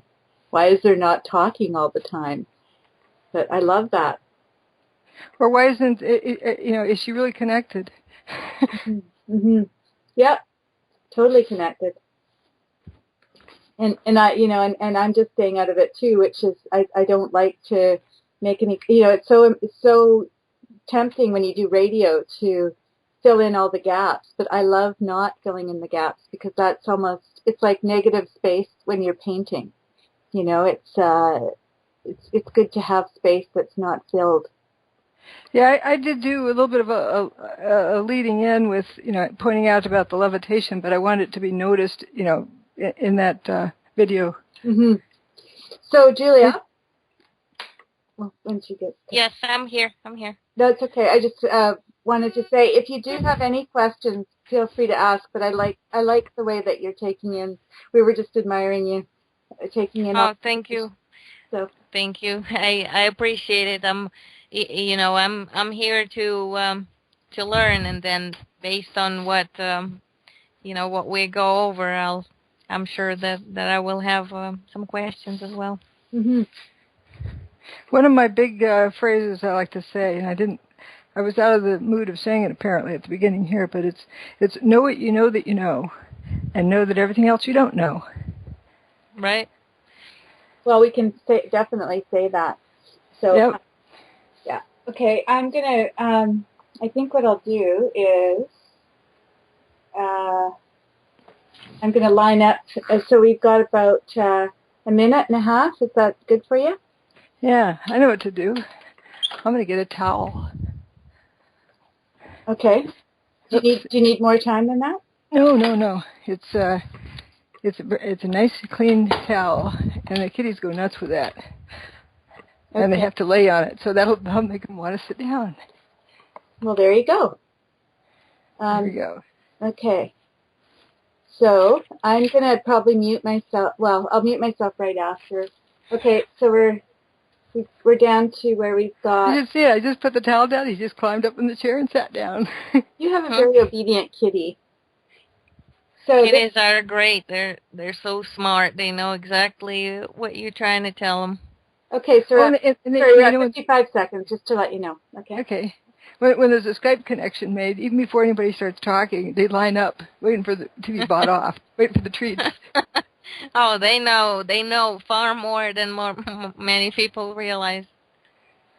And but these guys do quite well. They walk on leashes. Well, if they're good, I take them out. It's very funny, actually. It's so cute. Okay, we got 30 seconds. I'm being the director. Yep, that's good. We need that. Help it. Yeah, I know. Just in my blood. Mm-hmm. Okay, we're at 15 seconds. And, don't need to hear that. And 8 seconds. And we're going to go live now. And we're back. We've had a chance to have a little break and to let you have a break out there. I'm sure that all of you who are listening are really fascinated with what's been going on. And we have Julia Davis in the room with Dr. Judy Wood, and we're going through all of the evidence from her book, Where Did the Towers Go? And it's been a really great sort of discussion up to now, and we're just going to launch right back in and pick up where we dropped off at the bathtub. Okay, I'd like to repeat kind of what I was saying offline, which is I'm in great admiration of Julia and how she's taking in the evidence. It's unusual in our culture, well, in the U.S. Folks are busy jumping to conclusions with flashcard memory. You know, they're taught by flashcards and they just jump to the answer. But she's sitting and taking in the data. This is beautiful. And just thank you so much, it. And it's my pleasure to hear it in a completely different way. And I'm here with no preconceived notions, because the only thing I know for a fact about what happened on 9/11 is that I don't know what happened for a fact, and would like very much someday to have conclusive evidence for all of us to know 100% certainty what happened there. So I'm here to learn and to hear all this evidence and things that you had put together. So I'm definitely very respectful of that, and trying to listen in and learning a lot already. Well, thank you so much. And as I also like to say is know what you know that you know, and know that everything else you don't know. And don't try to replace what you don't know with speculation and guesswork, because that gets confusing. It's okay to step aside in a different realm and just toy with some ideas, but then don't ever mix those two, because then you're biasing where you're going with it. Like to do a simple calculation of how fast would it take to drop a bowling ball off the roof? That's a separate kind of problem you're solving, not with the actual problem, but just a kind of a mental exercise. So mental exercise might be helpful, but then again, know what you know that you know. So we have this circle we're drawing around what the evidence shows, and there's things we'll be able to toss out of that circle, but you keep making that circle tighter as we get to know more. So talking about the bathtub, it's sort of the inverse of a bathtub. It keeps the water out instead of in. And the towers were actually built in the Hudson River. Let's see, here we go. And with a dike around them. And if that dike had been ruptured, it would have flooded all of lower Manhattan, because all of the subway tunnels and so forth that interconnect there, all of the underground would have been flooded. And that didn't happen. Now this picture on the left shows just as the towers were built, and you can see right where the water line is, right there. And then later they built the World Financial Center in that area. Here's the diagram. And this area in here was also filled in. The old shoreline was like down there. So this is out into the Hudson. And then they built, the bedrock was 70, that's 7 times 10, 70 feet below the water table. So they built the towers on the bedrock, but then had this dike around them to keep the Hudson out. And if that had ruptured, you can see where, just totally flooded the place. Now this is a rail line that went under the Hudson, the Trans-Hudson subway, and they call it the PATH train, Port Authority Trans-Hudson, that's what it stood for. Here's another diagram of the map, and you can see where the original shoreline was, coming along down there. And there's this bathtub wall around it. One thing interesting is to notice where Building 3 is, right next to that wall. Interesting. And then this corner, this is the corner that remained of Building 6, where the middle was kind of chopped out or taken out, but this end remained. And you know how they took it down? Not with bombs. They're afraid it was going to damage the bathtub wall. They pulled it down with cables and some earth-moving equipment to pull the cables. Originally, when they built this, the PATH trains went in that way and out the other, and they had this Hudson terminal. As it says, it was built in 1909.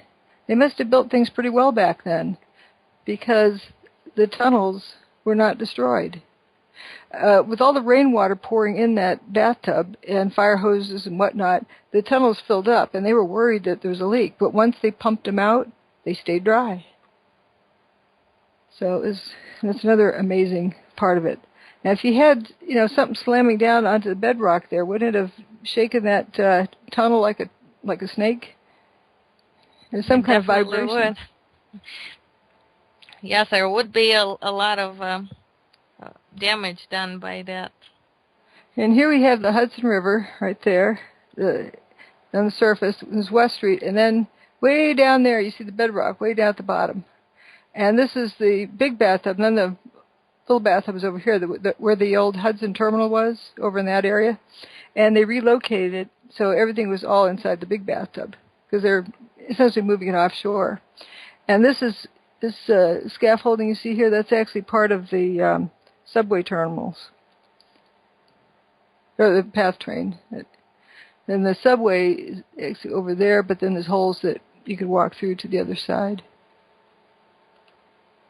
And here's after they cleaned it out. The wall's still intact. We were looking from this direction before. This is after they cleaned it up. Now, they left in these parking garage levels over here for stability of the wall.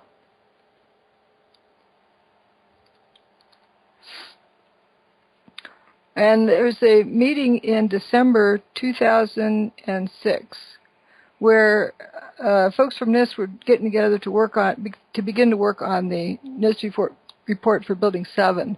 They had finished the report for buildings 1 and 2 in September 2005. So they're meeting and trying to discuss what are all the possibilities that could have caused the destruction of Building 7. And then he ruled out that any kind of seismic event from the towers, quote, collapsing. And it's quite amazing what they say here.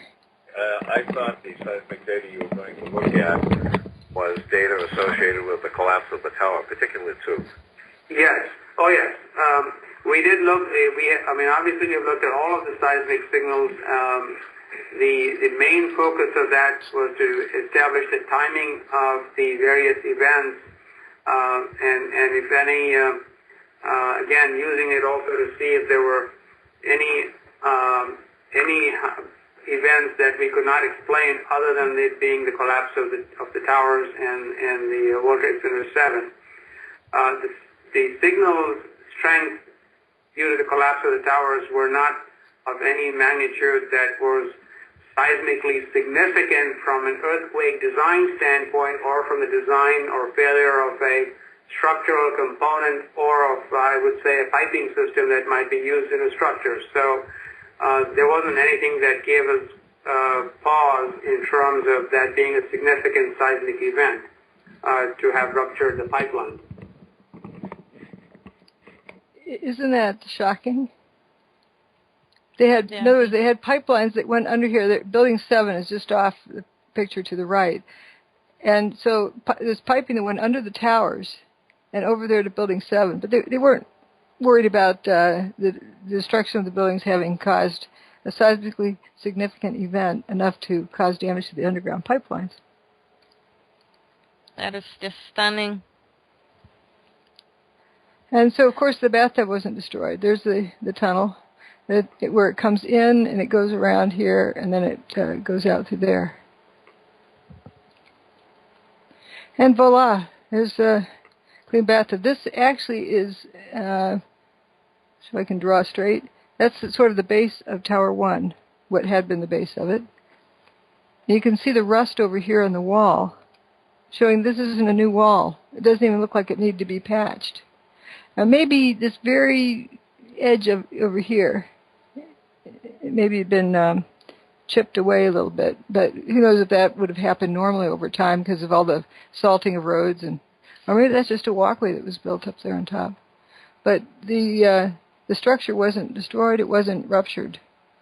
And also the parking garage over here on the right, under Building 6, that was still there. And you can see how close this tower was to that wall. And right up, at about third or fourth story up from the floor there is where those guys survived. Now, we're going to look at the timing event briefly. If you drop a bowling ball off the roof, we got time going horizontally. So as it's dropping, the clock's running, and in a vacuum, it would take 9.22 seconds to go from the roof to the ground. Not below ground, just right at ground level.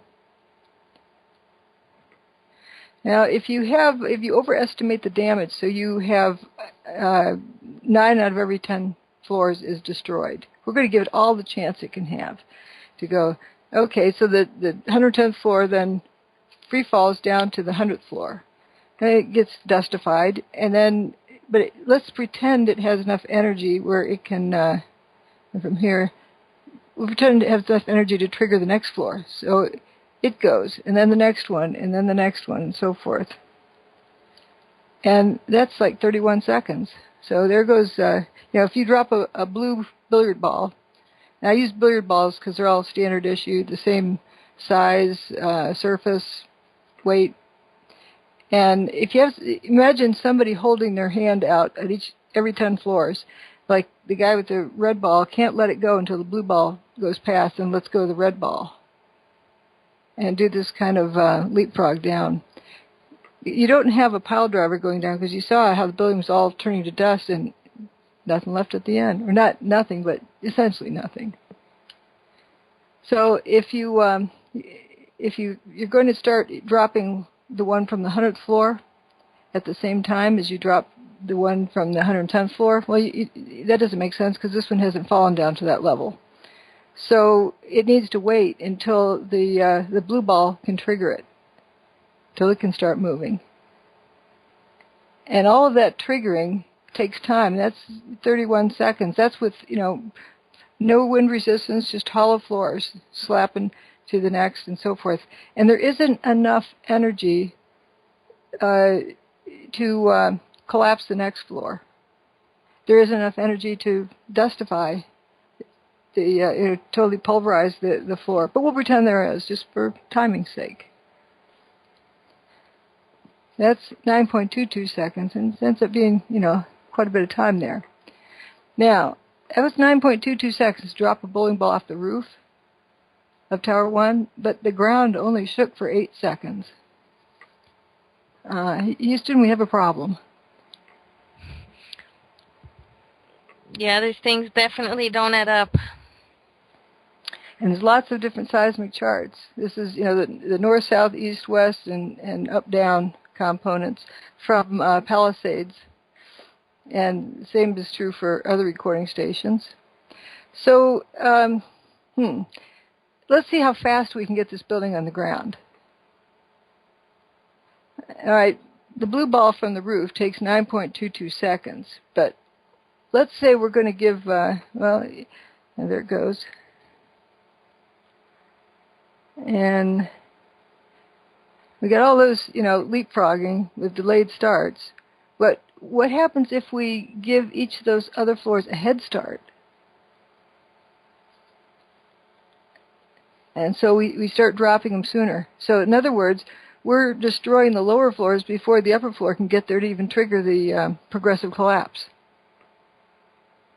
That's the only way you can get it on the ground in 9.22 seconds. Now maybe if you have some jet propulsion, you can drive it down a little bit faster. So this is, if you give a 2.4 second head start to the 100th floor, so you trigger it before the 110th floor gets there to release it, and the orange ball gets a head start before the red ball gets there to trigger it. But you still aren't back here at 8 seconds. I'm sorry, there's 8 seconds there. So you got a problem with the seismic recording. That's just the timing issue, not to mention the magnitude. Michael Ober, one of the EMTs there, said, I don't remember the sound of a building hitting the ground. Someone told me that it was measured on the Richter scale. I don't know how true that is. If the building's hitting the ground that hard, how do I not remember the sound of it?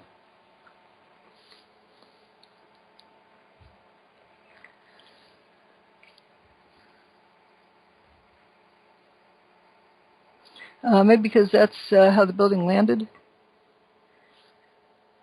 There's a friend of mine would joke and say the only use of gravity that day was to get the dust out of the air. I think that's not too far off. This is, quite a few blocks away. Yeah, and it definitely seems like whatever was causing it was moving up and out before coming down, and that the structure and content of the buildings was already turned to dust before it reached the ground. So it's excellent, excellent. Yeah, I like to point this picture. Say, how can this dust? People have this pile driver idea. How can that dust contribute to pushing the building down? Right. It's elsewhere. Turns out there was a small earthquake in Manhattan earlier that year, on January 17th, and that's the blue chart down below. During the demise of Tower 1 is this red one up here. Now let's look at some of the differences. Let's pretend we know nothing about seismic signals. Except we have heard about S waves and P waves. They travel through the Earth, and they travel at different speeds. So if you know that the P wave arrives before the S wave by X number of seconds, that'll tell you how far away the epicenter is. But let's look at the differences between these. This is very high frequency compared to the WTC demise chart. There's big space. You can look at the space between each one of those waves. It's the same scale. And you have this, I call this the snout, you know, the lead time on the P wave. And then you have this big wave, and then, you know, stuff trails on out. So this is definitely something different. And this is the same bedrock. This is lower one's Midtown Manhattan. And the other ones is the same bedrock and the same recording station. So quick study in S waves and P waves. P waves is like a snapping rubber band. It's a pulse that goes through the material. And the S wave is kind of like wiggling a jump rope where the motion is transverse to the direction of travel of the waves. And a surface wave is just on the surface. Like if you get out of bed in the morning, your mattress springs back, or getting up off of a sofa, it springs back. It's a surface wave. P waves and S waves travel through the earth. S waves only are on the surface. So if you don't have an S wave or a P wave, didn't travel through the earth. This shows the lead time of the P wave over the S wave. The S wave is higher frequency. The surface wave is a lower frequency. So this is the Manhattan earthquake. So let's look at the WTC. Ground shook for 8 seconds. You don't see that snout leading up to it. And it's a little bit further away from the Palisades recording station. So you should have a slightly longer snout, you know, leads up to it. You should have a, you know, thing here and then a real big high frequency wave. But it just dies out real quickly. And only 8 seconds. Doesn't mean that it took 8 seconds for the tower to be destroyed, necessarily. Consider if you have King Kong there and he reaches over and gets the tower and just chucks it up in outer space. He's taken the load off the bedrock, like getting off your mattress in the morning. And so the ground's got to spring back. It no longer has this half-ton building sitting there. If the building just turns to dust, it no longer is pushing down the ground, so the ground can bounce back. And for whatever reason, say it takes 8 seconds for it to dampen out. It could be a gradual, you know, lifting off over 8 seconds, or it could be, you know, anyway, the whole thing doesn't last much more than 8 seconds. And it's only this low frequency wave with the big spacing between the waves. No S wave or P wave. 9.22 seconds is what it takes to drop a bowling ball off the roof. So how's that work?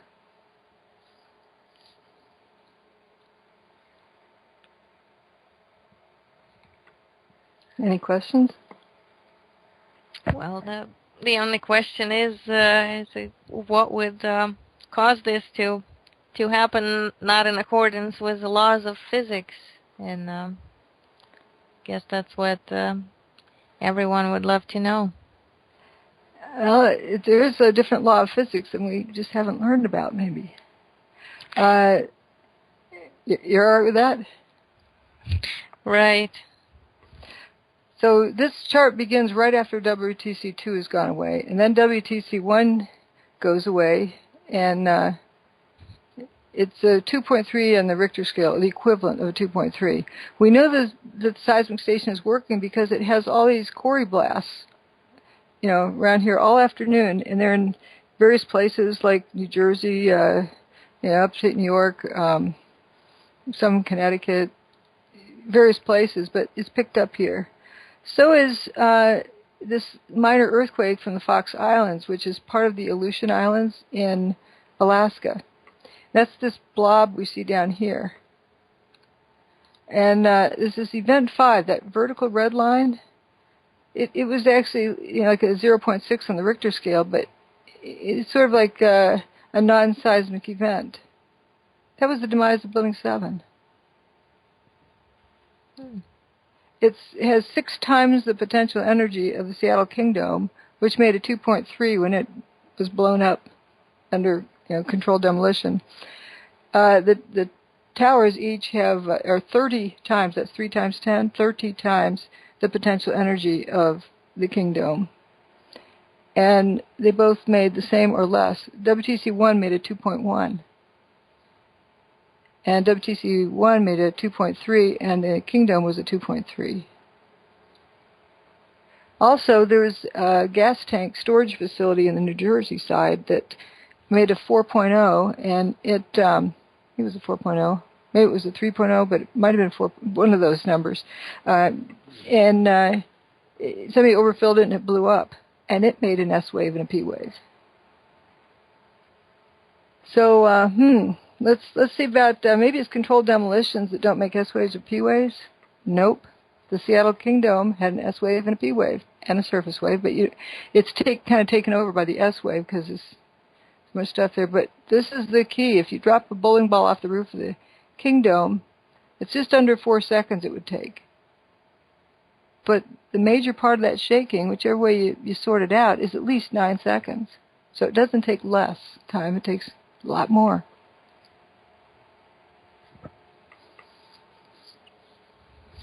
So you're going to ask a question? I'm just wondering what could explain that, right? What's the explanation for what happened? We're going to kill this with a hammer, you know. You can't escape it. Here's 5 different recording stations for Building 7, and they calculated the S wave and P wave arrival times because they couldn't pick it out from background noise. You couldn't see it on the charts. And they couldn't even find the surface wave on this particular station for that one. Now, for that one, just for comparison, the calculation of free fall in a vacuum from the roof, you know, dropping a bowling ball off the roof of the Building 7, would take 6.4 seconds. And you can see this is definitely less than 6.4 seconds that the ground shakes. The surface wave.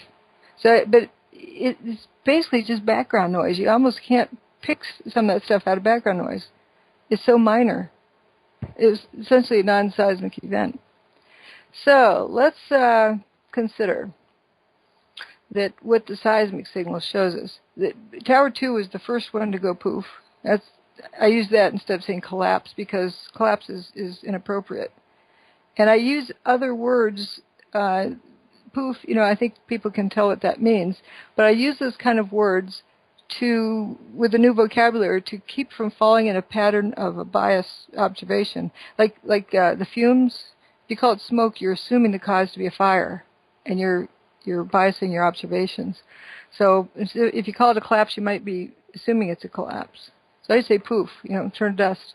That actually came from a photographer. He said, well, you can see the building just started to poof out. That's actually a great way to describe it because that's what it looks like, a dusty poof. So that's great that you're not using the expressions that have been force-fed by the mainstream. And if we're looking at a new phenomenon that we have, or a whole bunch of new phenomena that we've not seen before, we need a new vocabulary to describe it because it wouldn't have been defined yet. So I've described dustification as whatever it was that happened to the building. The building turned into dust in midair. I'll just say whatever that was is dustification. So it's the correct term because its definition is whatever happened to the building. So Here we go with WTC2. If we dustify all but the bottom 16 stories and just drop a 16-story building of that footprint and proportion of the total weight to the ground, we get a 2.1 approximately equivalent on the Richter scale, which is what was recorded. And for Tower 1, if we dustified all but the bottom 20 stories, we get a 2.3 equivalent, which is about what we saw. And for Building 7, we dustified all but the bottom 2.5 stories. That's pretty close to the ground, very small amount of potential energy. And approximately proportional to 0.6. So this is consistent, too, with not much left except the bottom few stories. And remember how that building across the street that was 44 stories tall with that dome didn't look clobbered? Right. Turns out the 18th floor across the street is as high as I found stab wounds in the building. You know, projectiles jabbing into it. Very little. It also explains why you don't have buildings looking like machine gun fired around it. So we've covered those three main points. And that really makes the case there that, you know, the buildings could not have, you can rule out bombs, you know, like nukes or non-nukes or welding materials or fire, wrecking balls, any kind of kinetic energy weapon can be ruled out. Because this building turned into dust in midair. And we're going to see more of that. And what I did when I was going through the data was just like what you're doing. I was just absorbing it. And you just keep accumulating the data and don't jump to a conclusion until the data tells you what it is. You don't know what happened? Keep listening to the data. We saw this picture before. And let's just do a mental exercise here. The buildings the steel wheat checks are turning into dust as they fall. Let's have an analogy. Yeah, it kind of looks like Alka-Seltzer. That's actually what I was calling that phenomena. Well, Alka-Seltzer is this rigid object as long as it's dry, but you put it in a glass of water, it effervesces and dissolves. Steel is a rigid object. Perhaps when you change its environment, it effervesces and dissolves. We just don't know what that environmental change is. Right, exactly, and that's what I was thinking as well, as far as the extremely high temperatures that it takes for steel to evaporate, and there is no fire in sight, so something else obviously caused those changes in temperatures. Exactly, and all the unburned paper, and those guys walked out, they didn't complain of being cooked alive. Right. Now, a lot of folks talk about these squibs. They think these are squibs. Well, if you're familiar with potential energy and you think of pumping water up, you're not going to pump it from the ground to the roof. In tall office buildings, they pump it up in stages, like, for example, 10 floors at a time, and put it in another holding tank, and then up another 10 stories. And I think someone told me that who worked there said they pumped it at night, pumped all the water up. So you have all these different holding tanks. Now, I don't think they're going to put the holding tanks in the corner office. So it might be somewhere near the center of the building or near the middle of the face, which would make sense. But at even intervals, we would expect to have water tanks.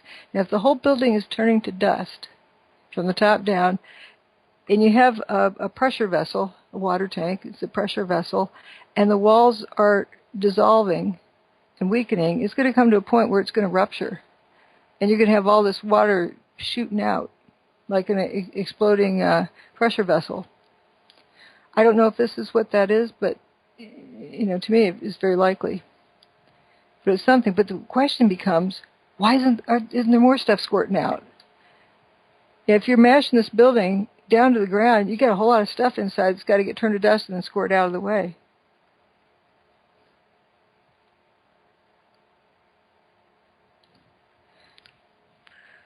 So if we're going to take it down in 8 seconds, that's the purple values. 9.22 is the white values, but we'll go for the purple values for now. They're similar. So if you're taking this down at that, and have a faster speed of gravity so that it falls in 8 seconds, you have an anomaly that day. When it passes the 56th floor, it exceeds Mach 1, that the average speed, the stuff inside must squirt out, must be dustified and squirt out. And when it gets to the ground, it's Mach 1.4 is the average speed, and the center, here, is Mach 2.5, that this stuff has got to be squirting out of the way.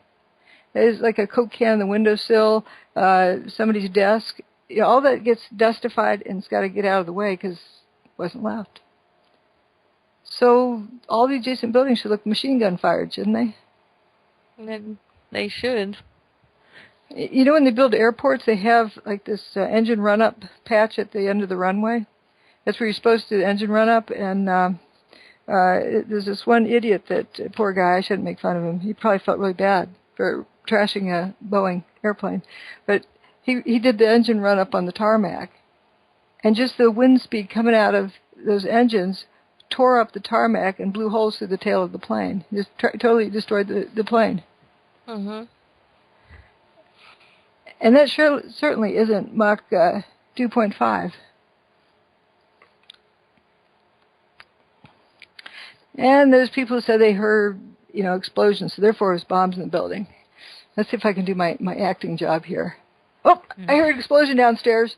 Oh, never mind. I was cooking an egg in my microwave. Nothing to worry about. Wow. You hear, everything that goes boom isn't a bomb. Bombs do go boom, but not everything that goes boom is a bomb. And if they're going to wire up the building, you see these kind of signs here. Turn off two-way radio and cell phone. How are you going to do that in Manhattan?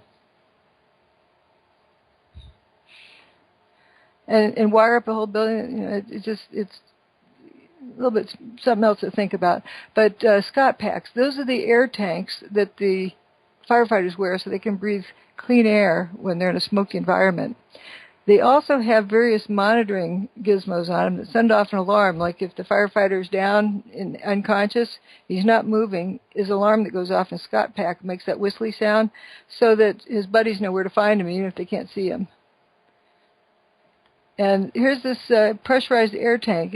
As it happens, there was quite a few first responders who witnessed at ground level Scott tanks exploding.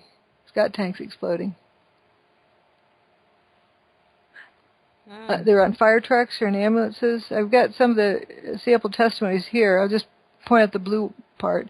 It was a huge ambulance. Must have had Scott bottles or oxygen bottles on it. They were all going off. You'd hear the air go boom, and they're exploding. And this one down here, Scott cylinders and oxygen cylinders were all letting go. They're blowing up left and right.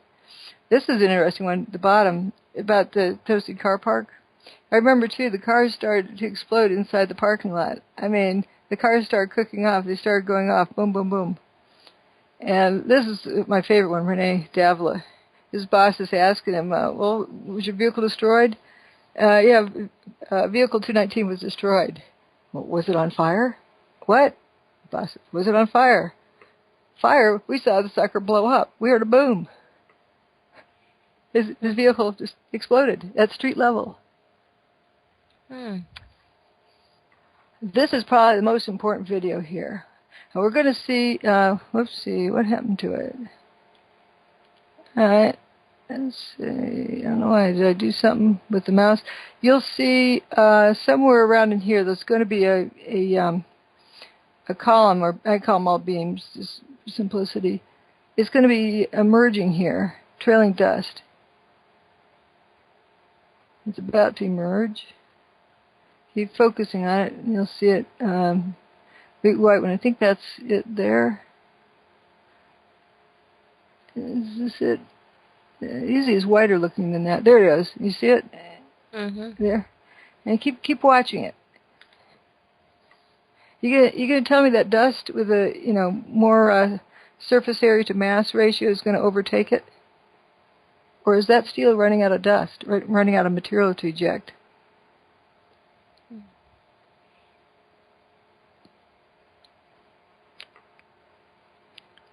And you start looking around, and you see that they're all doing that. And this is the Verizon building right here. After we're through looking at these videos, we're going to look at the intersection right down below that.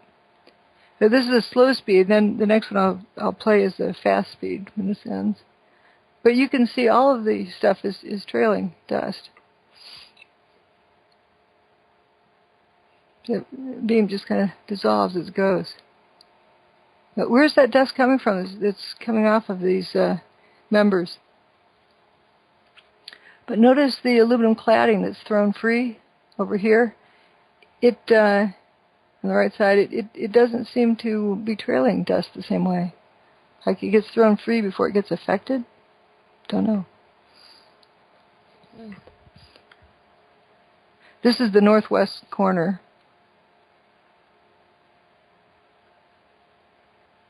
So we're going to go look down at the intersection right at West and Vesey, next to the Verizon building.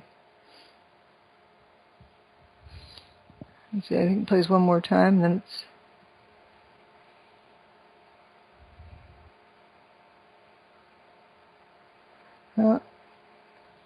There's the intersection that stuff was falling towards. And you see some aluminum cladding left, but do you see any steel chunks? There were some, but I can't see any here. No. How good are you at reading body language? Pretty good.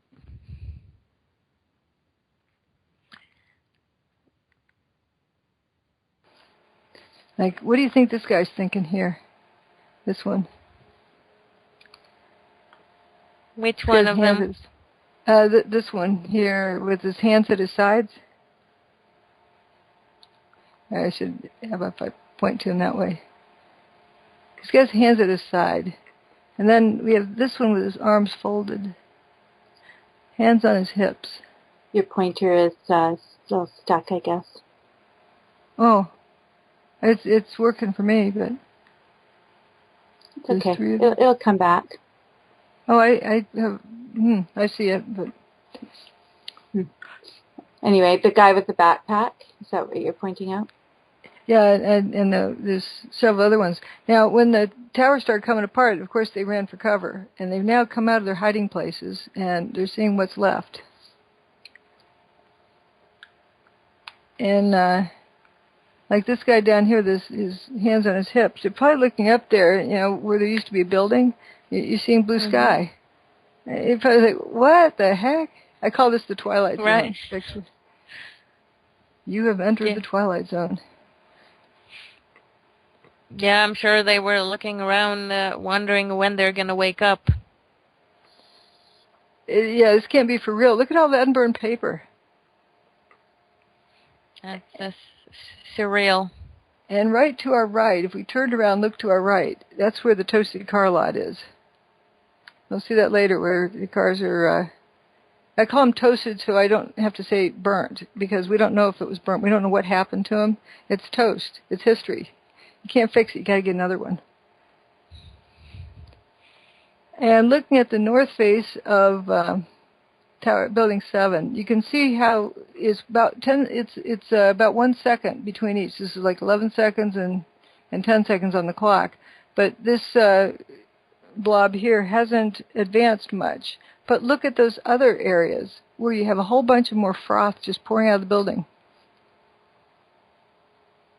As though the building had been dustified beforehand, and during its final demise, the froth, I call it lather, was just, you know, oozing out from everywhere. Like looking at this edge here and comparing it to there and the surrounding material, to see how much more stuff was pouring out. The building hasn't really collapsed. It's just starting on its way down. So this is the north face of it. And we're going to look at this other dustifying event. It's approximately right here. It's the wrong color for this one. But approximately right there of the north tower is the remains of some core columns that I believe are above stairwell B. There's something magical about that spot. We're going to view it from various angles. A2, here's that toasted car lot. We were right down in this area before, looking at the Twilight Zone. And that's A2 this way. And so we're going to look from A1 and the B direction and the C direction. Now, B versus C is almost 90 degrees. So if someone says this fell over, we should see a difference between those angles. And here you're going to watch those remaining core columns. See, this building is tall, but this is about, compared to that, this is remaining core columns about 700 feet tall. And keep watching it.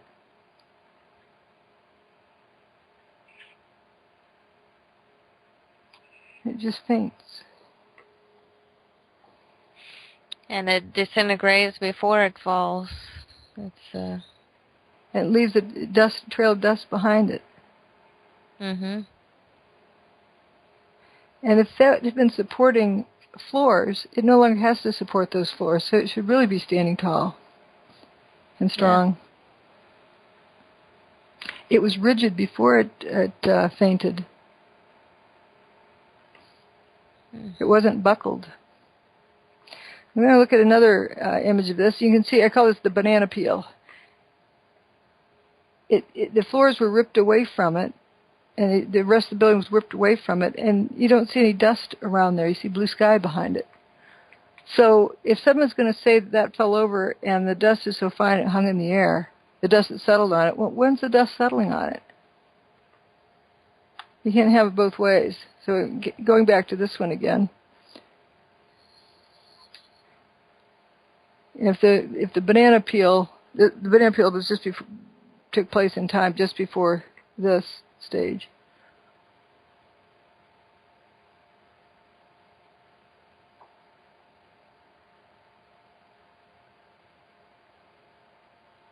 Now, where's all that dust come from?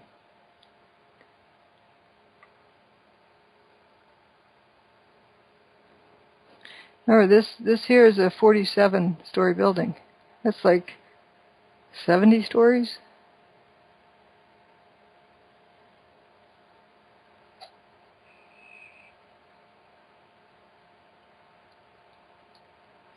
All right, here we're going to look at some different views. This is from across the river. And this other one's below is from north of the tower, from the two different angles. And if it's falling straight over, you know, you see it in one of these angles or the other.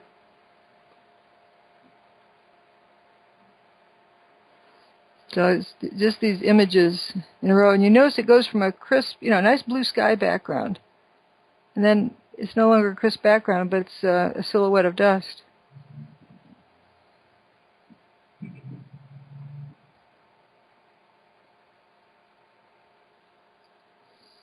Got that kind of lumpy look to it.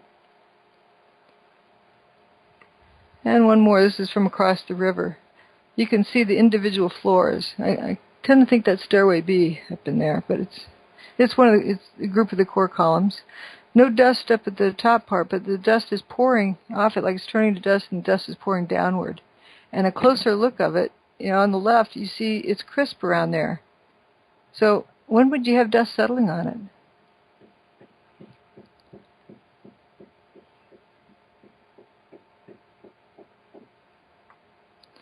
And here's another batch. This is higher up, and this is getting down to the 22-story building, WTC3, and this is the chunk missing. It's not missing in the first picture. What caused that to come apart? Just falling from air? And another question, why isn't it buckled? This group of wheat checks in the bottom right-hand corner, it looks like it's, you know, ejecting dust, almost like jet propulsion. And it looks like it's starting to get floppy, like it's almost paper mache, you know, wet paper mache. It's just, it's not stiff beams anymore. And the ground below that really wasn't enough debris to account for what was supposedly falling down there. And right after this, there's a chunk missing out of the building here. And there's a guy over here, a lawyer, who was, you know, he wasn't going to miss his case. The heck with all this mayhem going on, he was still going to be preparing for his case up there on the 22nd floor. And then a firefighter came in to get him out of the building, walked through the hallway here. When he got here, the hallway behind him disappeared. And that's when it got destroyed, and that's when they started walking down together. And they, of course, made it out because that's how we learned about it. But it looks like if you follow this roof line, you can see where it's no longer smooth there. I think it's starting to come apart there. Mm-hmm. Nothing's hitting it. Lather, that's another term. It's kind of dustification. It's pouring out of the side of the building. I think this is during the demise of Tower 2, but it doesn't look like a dust cloud is rolled up, and because it doesn't push that up, but it's a different colored dust. Could it be a different process? And this is Building 7, shortly before its demise, within the last hour. And what we're going to see is, the wind that day was like 6, 7, or 8 miles an hour. It was a light breeze from the northwest. And you have busted out windows all through here. And this is like the path of least resistance. Why is this stuff all coming out of one face and one face only? First it was going out of the south face, now it's coming out of the east face as well as the south face. But, this is actually more normal, because it's... But the rest of it appears to... Well, let's go watch this video. Go roll to the corner.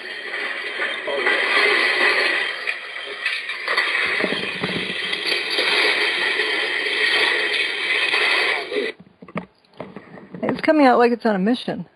It's not just wafting out. And it almost looks like it's, if it was pushing out, it would come out every single hole. But if it's being pulled out, that's a different process. Let's watch it one more time. Go roll to the corner.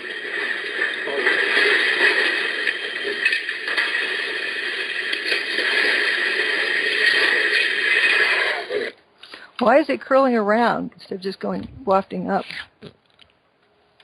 That's exactly what I was thinking. Why does it look so curved? That doesn't look natural at all. Like somebody rolling up their hair to make a bun in the back. Yeah, It does look like it's being rolled in. Just rolled around in kind of a vortex. Mm-hmm. All right, so that was lather. Just let me know when you want to stop. Don't want to wear you out. We might want to just take a little break if you want to do that. I do have some people that are watching. We have about 30 people that are watching. And, oh, cool. Yeah, and I've been sort of tracking a couple of, well, actually one person in particular that's got some questions and comments for you. But I don't want to change the flow of things, but I just wanted to let you know that people are quite amazed. And I'm just giving them a shout out too to say hi to them. And thanks for your questions. Well, do you want to carry on, or do you want to have a little break, or how do you feel, Julia? I'm good. I'm good to keep going. That's completely up to Dr. Wood. I'm good to keep going. Okay. Well, I'm just going to let you go ahead then. Okay, just give a warning when before you just before you hit the overload button if you don't want you to go past it. Yeah, I'm here. You can just let me know whenever you want to do that. All right. Okay. All right, dust rollout. Remember this picture with the dust cloud chasing these people down the street. This is the dust rollout from Tower 2's demise. Now, as a mental model, what I kind of was thinking of is if you got Tower 2 and put like plexiglass sidewalls all around it, all 4 sides, and then got the innards and churned it up into dust, and then took away those plexiglass sideboards and let just all the dust push, like a dam breaking, go down the street. It kind of looks like that. But if you slam a building to the ground, that's when it turns into dust, from like controlled demolition or bombs or whatnot. Controlled demolition, they slice and dice the building and slam it to the ground. It's slamming to the ground that breaks it up. And that generates the dust at ground level. But this is just a wall, goes straight up. And this like donut-looking thing here, you start seeing those kind of shapes. And these guys are getting chased down the street. Well, the dust catches up to them and rolls past them, covers them, rolls past them, and they don't get burned up. Yeah, nice contrast there. You can see he has his neck tucked down in his shirt. And this other guy, you can see right where his tie was. It just looks like white shirt there. And the woman in the middle, obviously she wasn't inside when the dust mowed her down. She came inside afterwards, or maybe somebody left the door open too, because I'm thinking it's the lens of the camera that's covered with dust. And that's why everything looks like it's in a filter. And the dust rolls out to a certain point and then goes up. It's bizarre. If you have a bunch of flour or dust from your vacuum cleaner, you dump it on smooth concrete basement floor, and you drop a cookie sheet on it, it'll poof the dust out to the sides, and you have thick dust, and gradually gets thinner and thinner and thinner, tapers off. It doesn't, roll out and then boom, stop, and then go up. This is bizarre. Well, there's this wonderful couple, Bob and Bree, who were from an apartment up there, and they had the wherewithal to videotape what things look like from their window. And would you believe the dust never quite touched the window? It stopped before it got to their window and went up, and it looked like rising yeast bread. Like it had a whole lot of helium balloons in it, pulling it up. And it was wonderful of them to share this publicly because it's, a very personal moment. They're hollering out and, petrified, but it's kind of neat to hear how the woman is very with it. And like, if you turn the air conditioner off, close the windows, and she's thinking of the right things at the right time. But before she closes the window, make note of the sound of the demise of Tower 1. It's like shh, like a waterfall. It's not a kabangity boomity boom, and they can still hear each other talking. It's not this loud racket. It should be like raining dump trucks, wouldn't you think? If it was a collapse. Yeah, you would think so. And so, a couple of things that don't make any sense is that this dust obviously wasn't created by impact with the ground, since it existed long before it reached the ground, and then it not being hot is inconsistent with the idea that it was caused by fire. So it definitely... Or nuke. Some people say it was a nuke. Well, nukes would have shown up on the seismic chart, but also even, nukes produce heat, lots of it. Where are the bright flashes? Right. And this green grass here stays green throughout the time. There's some fairies or something down here loading people up, but the grass never gets covered with dust. And on the other side, there's the pedestrian bridge right there where it goes to. What's also interesting, I should add that picture at some time, is the dust rollout from Tower 2. That it rolls up to one of the streets there, and then and stops. Like, it rolls up to Warren Street, and then when Tower 1 goes, it rolls past Warren Street up to Chambers Street, where the pedestrian bridge is. 1 block further. Well, the towers are about a block apart. So it's like they both have the same behavior, roll out the same distance before they go up. As though it's sort of the same place in the process, whatever the process is, like whether the dust is breaking down or it's a chemical reaction going on that gets to the point where it wants to go up. So get ready for the video here and the sound effects. Whoops, this is the still images. So we can see how it's rising up like yeast bread, but it never quite touches their window. During the demise of Tower 1. All right. Listen carefully for the audio at the start.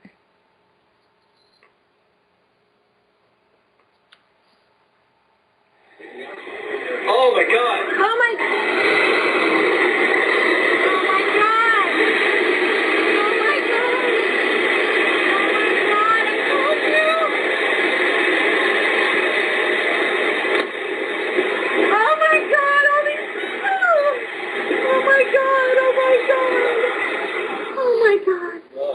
Oh, baby, hold Lily. There goes the spire.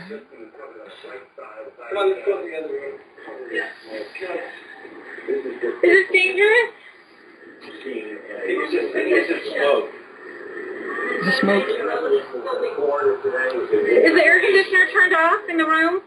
And the windows closed in the bedroom? Near the area, an absolute crazy situation. The entire top of the building just collapsed. The entire building just collapsed. Building just collapsed. We're going to leave because I'm totally coming right at it. Obviously, this is a devastating development in our history. They're going to the World Trade Center. It's like rising yeast bread. We do not know at this point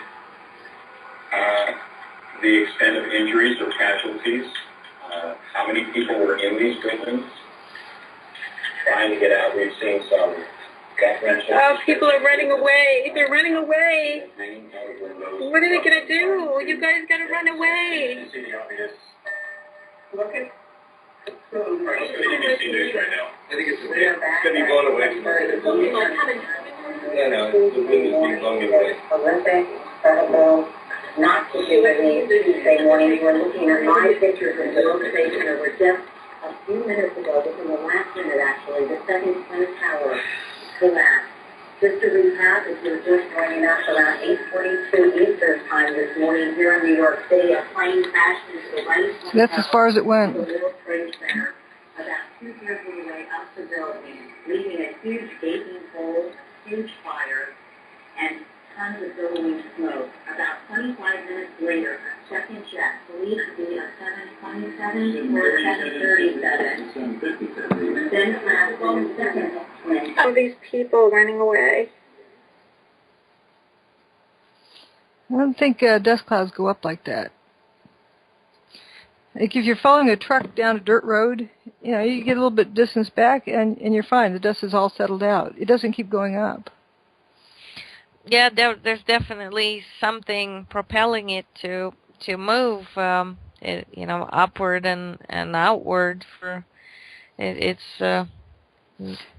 doesn't look like a natural dust. Like it has helium balloons in it, lifting it up, and it goes up and up and up until it gets really far up. You notice the enlargement on the right. You have black going west and the white going south and up. Two different processes, it seems. Yes, it looks like it. And then it just dissipates at a particular level. What I should compare it with, and I've got other pictures, I should add them to it, is what a forest fire looks like. You know how the dust kind of tumbles, the smoke kind of tumbles and kind of wafts around and dissipates. It doesn't go up like this. Right. Went down the eastern seaboard. That's the building. And this is Halloween. It's October 31st. Quite a distance in time later. You got a misting gizmo up here. The ground, they're keeping wet, and they brought in this nice, fresh dirt. Looks like nice potting soil. And you still have these fumes coming up out of the ground. Wafting up. There's that sawed-off Building 4 up here. Fuzzballs. This is another trend I saw. All right, you get fine dust, somebody's going to kick it up. Now, one thing really interesting here is the time on the clock. This was 15 minutes approximately after the beginning of the demise of Tower 2. That was the first tower to go away. And this is several blocks north and east. So the dust has already settled out of the air onto the ground, and see how clear his knees are, and from there upward, he's got a kind of red face too. But how can that dust be that fine? He's kicking it up here. Could it have all settled out of the air in that amount of time, or did coarse dust land and then become fine dust? Very interesting. It could be. It's just the picture really from his knees up is quite clear. You know, people can kick up some dust. You wouldn't kick up that kind of dust on a dirt road. It's pretty fine without going all over the place. So toasted cars. This is a favorite of a lot of folks. It's toast. It's history. Don't know how it got that way, but something happened to it. You got to get another one. Like, this camera is toast. A car may have backed over it or something. It's destroyed. You got to get another one, or get rid of that one. When you say this car is toasted, pretty much. Yeah. Kind of interesting. What happened to it? If you look at the flopped over window frames, where you wind the window up, you get this metal frame around it that it sits in. Why would it be flopped over? Like this ring looks like it's turned to jello or something. Now, I don't know where this was toasted, but it was found under FDR Drive. And we see, no trace of tire left, but we see the steel belting. Then here, this tire looks in good shape here. And it apparently has a gas tank in the back of this vehicle, police vehicles, and it doesn't look like it blew up in the back. It looks pretty much undamaged, actually. And this one also found on FDR Drive. Again, we don't know where, how it got here, but what happened to it is mighty strange. You have this abrupt, well, look at one side first, abrupt line between the front door and the back door. if the door was open, you had some rip-roaring fire going on in there, wouldn't it, lap out around the door here? If the door was open. Also, if you had a rip-roaring fire going on inside, why are these lights melted up here? It's like they're sitting on a grill, but they didn't get cooked. It looks like some kind of a chemical reaction that was only designed to go up to a certain point and not further. Something you might get a good idea about this. I think they have like rubber gaskets around doors. There might be some kind of a barrier of something. We won't say what, just that's something that could explain a difference. But in any case, this back end looks like somebody's just got a nice wax job on or brand new off the showroom floor. Right. Trunk lids popped. That's a trend I saw a lot of. Like, as though the material that makes trunk latches and door handles gets toasted easily. And the other side of it, it looks like, this isn't pristine, but it sort of looks like, the wax job remained here in this spot up here. Fire doesn't do that. This was an aha moment for me, that, and having an optics background, that it looks like, dodging something in a darkroom, or an interference pattern where you have, within a field, you have just a signal in one place, but not in the other.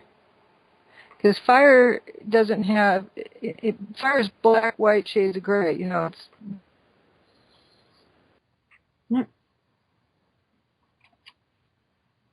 Oopsie. You still there? There you go. You're just breaking up just a little bit there, Dr. Judy. Okay, just see, I'll plug in. Plug in case does that help? That helps. Yeah, you just faded away for a sec, but maybe you just want to repeat what you just said. Okay, this was an aha moment. It sort of reminded me of, work in a darkroom, that you masked out this area, but in a contact print, because fire doesn't totally burn something and have something in total pristine shape next to it, or totally unburned with an abrupt line. You'd have black, white, shades of gray. You have a gradation between burnt and not burnt. And this is pretty strange. And again, nice rear tire, and nice, it looks like the gas, well, I think the gas tanks are in the back for these vehicles. And probably the steel belting's left on this one like the other one. We can't see it, but, you have the wheel down touching the pavement. And the toasting was in the front and didn't go to the back. We have some other toasted vehicles. We were seeing these ones over by FDR Drive, but this one, I call this the Swamp. It's up West Broadway. There's a whole bunch of them. And then you see the toasted car parked there. And then there's this interesting thing about about the Manhattan Bridge. There was a first responder who was crossing that bridge. It didn't say where they were in the bridge, so it's either 0.65 to 0.75 miles. And they said you could feel the heat from the bridge. Well, if the paper over here wasn't burning, how are they feeling? It wasn't conventional heat that they were feeling. Something else is going on. Now, there was a fellow who witnessed a car going into what appeared to be spontaneous combustion down here at the South Street Seaport. It was a first responder. And he's just like George Stephanopoulos trying to rationalize what he was seeing. And he said, well, a fireball must have gotten loose from the World Trade Center and rolled down the hill and hit the car because why else would it go into spontaneous combustion? And we focused a lot on that particular thing. It goes up past, Building 7 was in here, and it goes up past there. So... My screen is stuck on the burning the car. It doesn't seem to be showing me. I was going to say, I didn't want to interrupt you, but it hasn't gone on to the next slide. Okay, so let's see if maybe we take a break here and restablish a good idea. Connection. Okay, let's do that then. And I'm just going to line something up for people to watch.